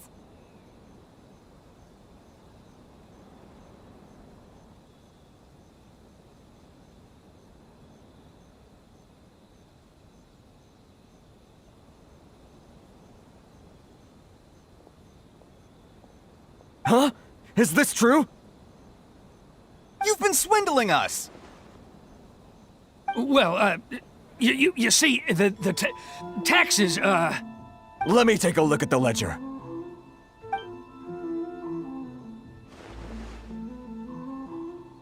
Well, would you look at that? Every payment the association has made is right here in your personal ledger. So, Mr. Keijiro, it seems you have some explaining to do. How shall we settle this, So you think you can use this against me, do you? It's quite obvious that I'm merely trying to earn a modest living for myself, like anyone else. Word has it that samurai and the commission place great importance on reputation and prestige. Though I'm sure commission members won't blame you once word gets out. Huh? Is that a threat? Are you threatening me? No, not at all. I'm simply stating that it would be quite a pity if an illustrious gentleman such as yourself were to have their reputation tarnished. Well, even if what you say is true, what do you suggest we do about it? I believe you still have a quantity of crystal marrow in your possession, correct? Perhaps that crystal marrow could be used as compensation for the recent tax hike, and us merchants could finally have some more breathing room. Is that it? Oh, do you have any idea the hoops I had to jump through to get the crystal marrow and keep it hidden? Fine. In that case, I'll send it over to you today. And not even an ounce of shame for his actions. So that's it? My shop's been closed for weeks now. I've even had to ask my friends to help bail me out. What about my losses? Come on, Harrison. We've already struck a good deal here. I'm sick of being pushed around like this. I won't let him off so easily. Harrison! Hey, what's all this racket? Does someone dare question the decree? Ah, Chief, you've arrived. What was all the commotion I heard just now? Oh, we were just discussing a minor tax issue. I do my utmost to lend them a helping hand, but they're never grateful. A helping hand? The only thing you're doing is stuffing your greedy pockets with our hard-earned wealth. I assure you that Hirage Shinsuke will hear of this. Oh, and you dare to utter the Commissioner's name. You Outlanders have no respect for the rules. Seize the merchants! We will resolve this dispute back at headquarters. Uh-oh. This is going in a bad direction. Gentlemen, come now. Is there any need for this? If there's a dispute to resolve, let's get a drink and talk it over. Who are you supposed to be? And why in my right mind would I join you for a drink? Ha! You never heard of the Fixer? Here's my card.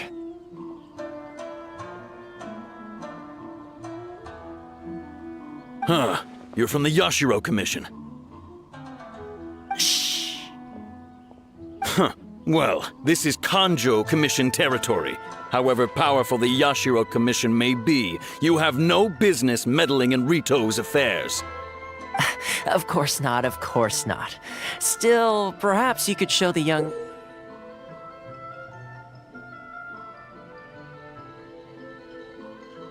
lady of our clan some courtesy.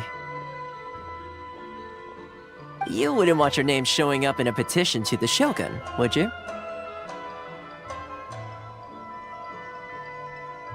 That fan, the Shirasagi Himegimi. I don't need any trouble with her. Okay, let's forget all this. It'll give us one less thing to worry about. But, Chief! Enough! We're leaving. Let's get dinner one day soon, gentlemen. My treat, I insist. No response, huh? I suppose that bridge is well and truly burned then. Thank you so much, Toma. But I'm sorry your relationship with the Kanjo Commission had to suffer for our sake. Hey, I was joking. It's a small price to pay, and you're more than welcome. If there's anyone you should be thanking, it's the Traveler. He's the one who found a way to turn things around. If nothing else, I'm sure the tax collection Ashigaru will tread a little more carefully in the future. Toma, what was all that? Shh, not here. Too many people listening. Let's move somewhere else. Should I close her again? It's not like I'll get any customers.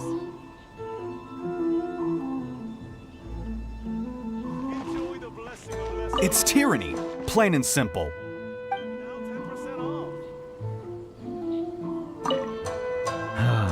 Thank you so much. Our heads are back above water now.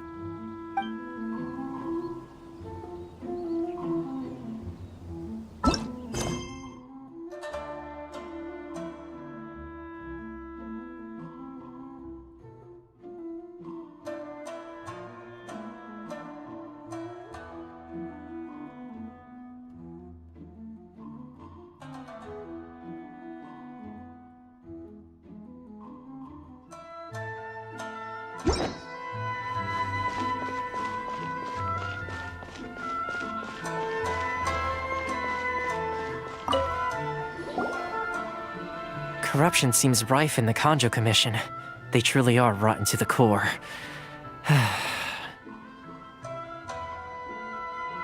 All right, time for me to answer your questions. What would you like to know?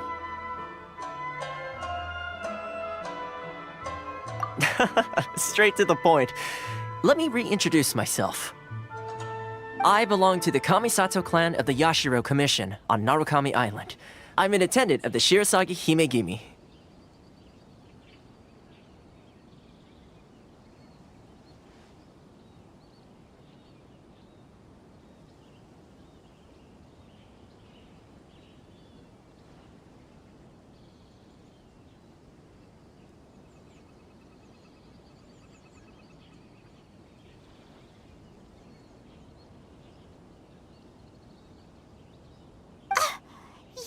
Keeping your true identity a secret from us this whole time? So, the Yashiro Commission. Guessing that's another branch of the Tri-Commission?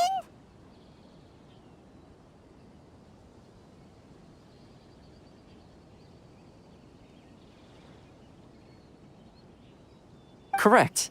The Kamisato clan is the head of the Yashiro Commission, who manage ceremonial and cultural affairs. I'd go into more detail on what exactly that covers, but I'm not even sure myself.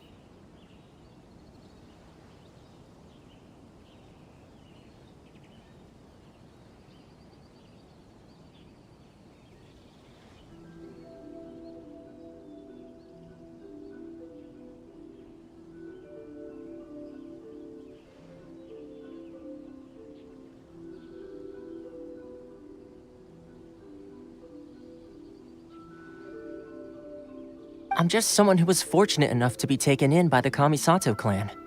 My role is to take care of the daughter of the clan, Kamisato Ayaka, also known as the Shirasagi Himegimi.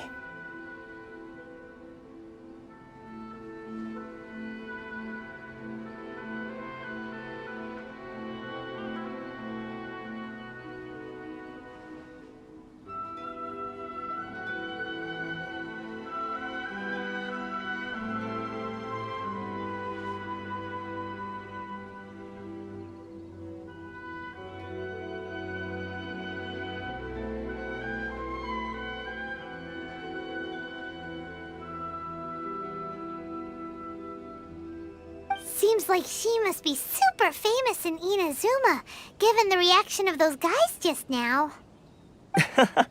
Oh, most definitely. She's graceful, dignified, and kind-hearted, too. The people of Inazuma quite adore Miss Kamisato. Her fame even somewhat eclipses that of her older brother, Kamisato Ayato, despite the fact that he's the current head of the clan.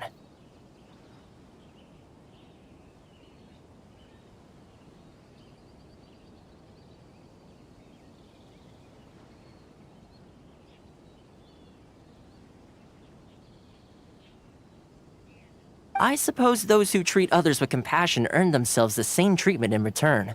Miss Kamisato's situation certainly seems to attest to that. Take me, for example. I'm just an attendant, and yet she treats me as an equal, as she would a friend.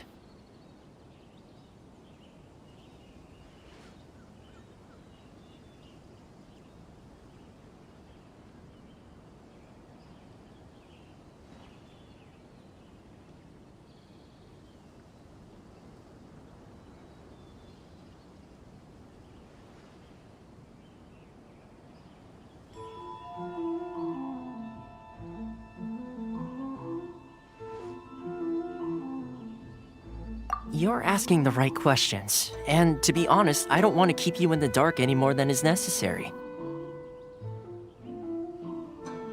Firstly, you should know that being a fixer is not something you can fake. I spent the better part of a month tirelessly building up a network of relationships on the island, and I got to know Captain Beto during that time too.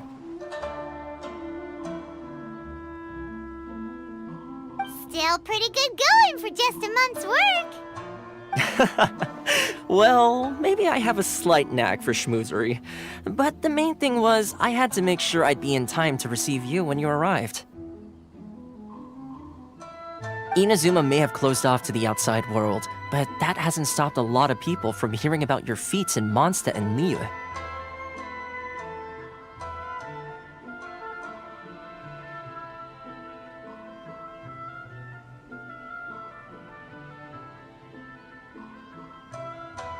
So, when Miss Kamisato heard of your intention to come to Inazuma, she began looking forward to your arrival with great anticipation.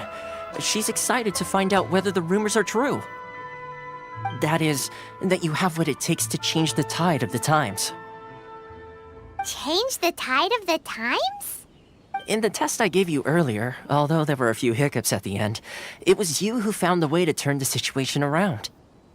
Navigating powerful people, using their character flaws to your advantage. It's just what Miss Kamisato had hoped to see. With your help, even the Vision Hunt Decree...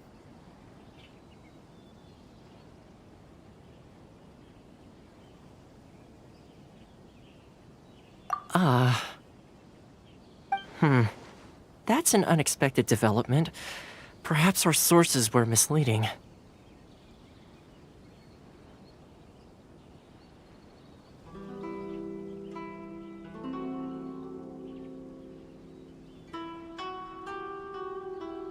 Yes, of course. I completely understand, and as agreed, I shall help set that up for you.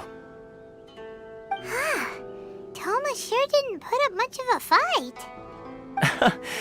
Well, my work on Rito is done. So I suppose this is goodbye for now. Oh, one more thing. This invitation letter is for you. When you get to Narukami Island, you can find me at the Komori Tea House, as per the letter. Good luck with everything. See you soon.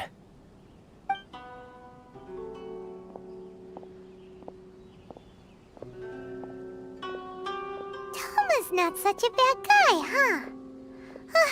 We should get going. Huh? What's up?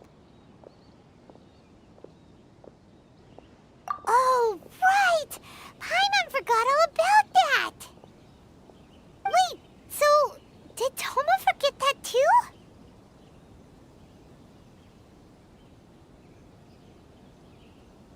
Oh, darn it! No wonder he was so matter-of-fact about the whole thing! As soon as we get off Ritu, Paimon's going straight to Komori Tea House to settle the score! Well, guess we should give it a try. Let's head to the border and see far we get.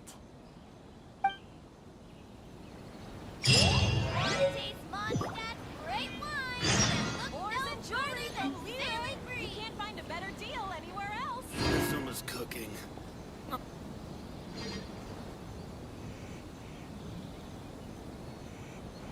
Enjoy the blessing of Lesser Lord Kusanali. A nation blessing, now 10% off. If you want to taste Mondstadt's great wine.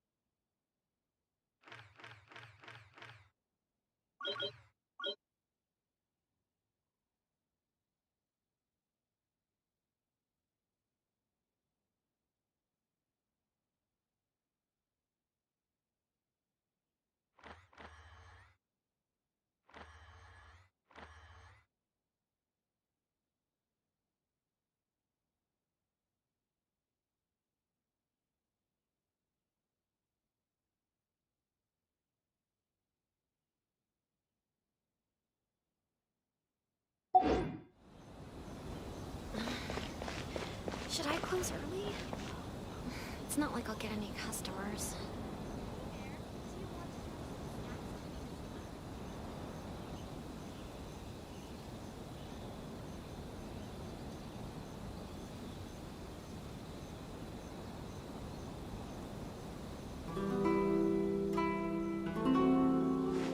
If you want to taste Mondstadt's great wine, then look no further than Sailing Breeze. Should I close early? It's not like I'll get any customers.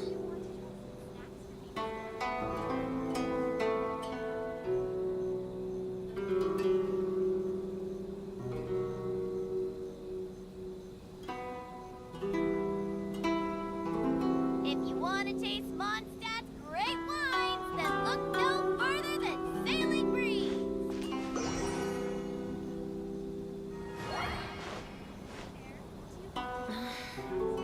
Should I close early? It's not like I'll get any customers.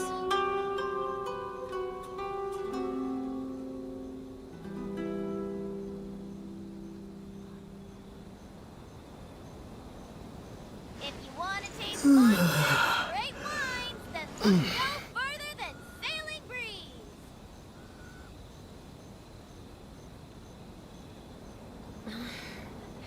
Should I close early? It's not like I'll get any customers.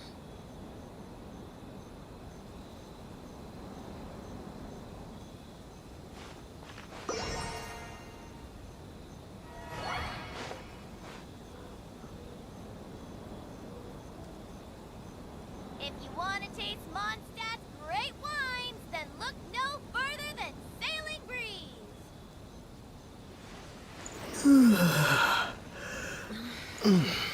Should I close early? It's not like I'll get any customers.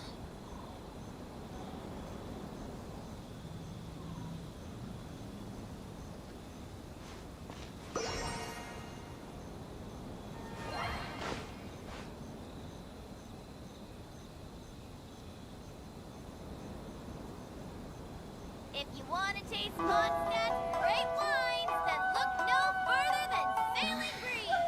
It's not like I'll get any customers.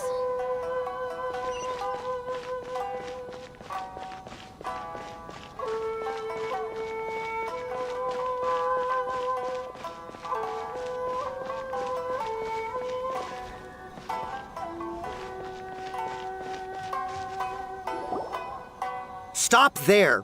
Present your travel permits. Sorry, but we really gotta get to Narukami Island. It's kinda urgent. If you don't have a travel permit, this is as far as you'll get. Those are the rules. As expected. Traveler, you gotta think of something. How do we get out of Rito?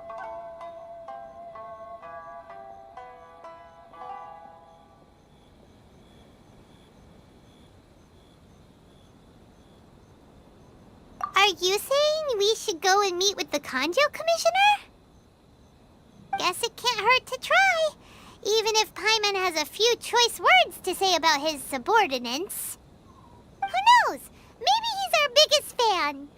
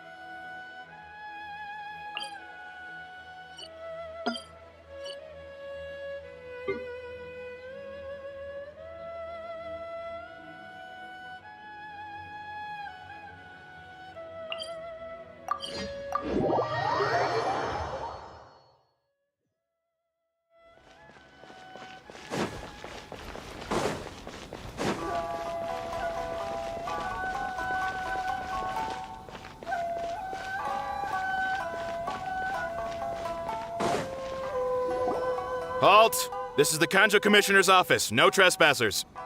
We're here to see, the Kanjo Commissioner?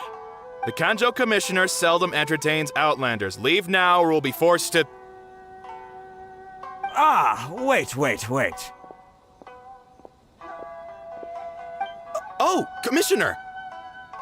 These two are honored guests from afar. No need to give them the usual spiel. Come on in. Let's see what we can do for you.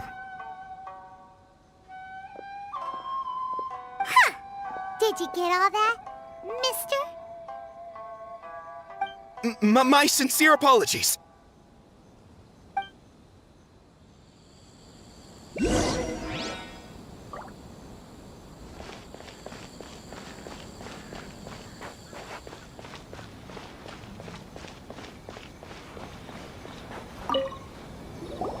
I am Hiragi Shinsuke, Kanjo Commissioner and head of the Hiragi clan. It's an honor to meet you both.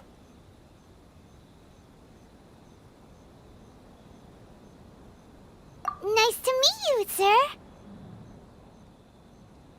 So, the reason we wanted to come and see you was because... All right, all in good time. 2 travelers renowned far and wide have shown up to see me, and I should very much like to make their acquaintance. Let's not limit this to business only. So what you're saying is, we really are pretty famous, huh? Absolutely. How many other people in the world have what it takes to knock the wind out of Storm Terror's sails and put the Overlord of the Vortex back under the sea, eh? Exactly! Paimon thinks you make an excellent point. And I hear you also foiled a Fatui plot in Liyue Harbor. Even beat one of their harbingers in a duel. Is that true? Whoa, you heard about that too? Yep, it's true, all right. As I thought. Something wrong? No. I'm simply awestruck by you both is all. Rito is greatly honored to have you visit us. One other thing I heard about you is your great zeal for helping other people. This makes me wonder whether you might be so kind as to render your assistance to the Kanjo Commission. Oh, sure, no problem. Whatever you need, right?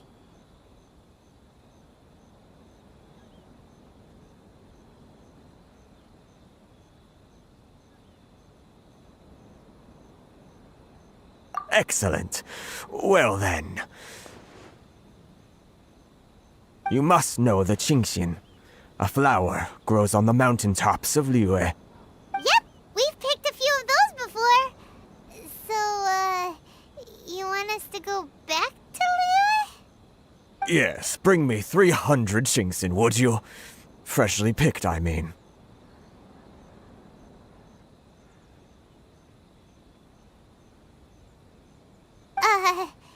Did Paimon hear that wrong?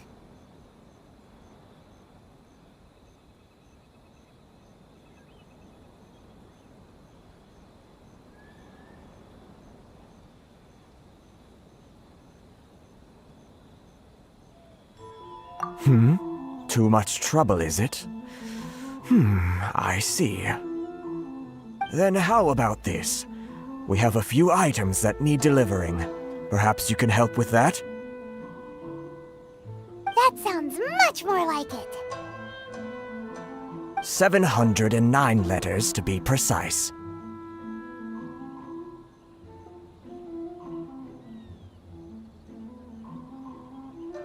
Hey, what gives? How come you don't have people to do that already? Terribly sorry. We're just a little short on people lately. What sort of an explanation is that? Traveler, what are we going to do? Should we really help this guy?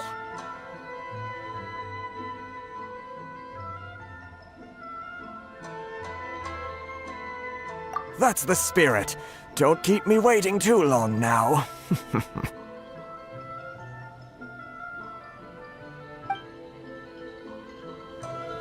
You're seriously considering taking this job? The terms are ridiculous.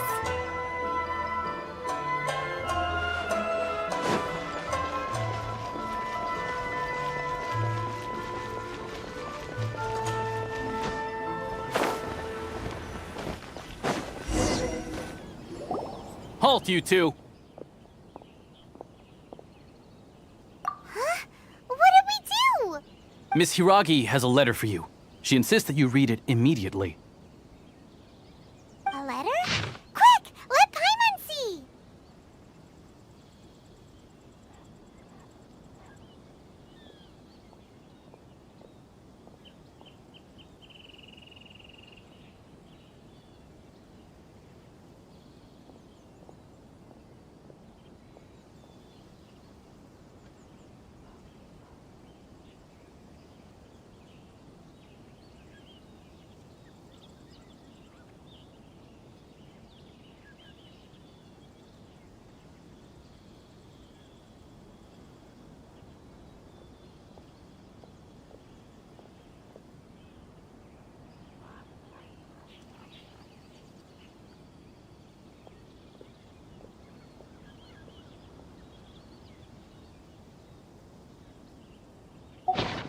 So this means she wants you to secretly meet her at night?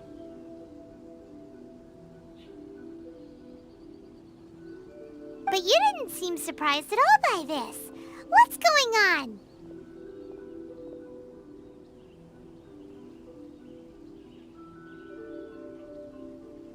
Paimon knew something just didn't seem right about him. Let's ask her tonight and see what she has to say.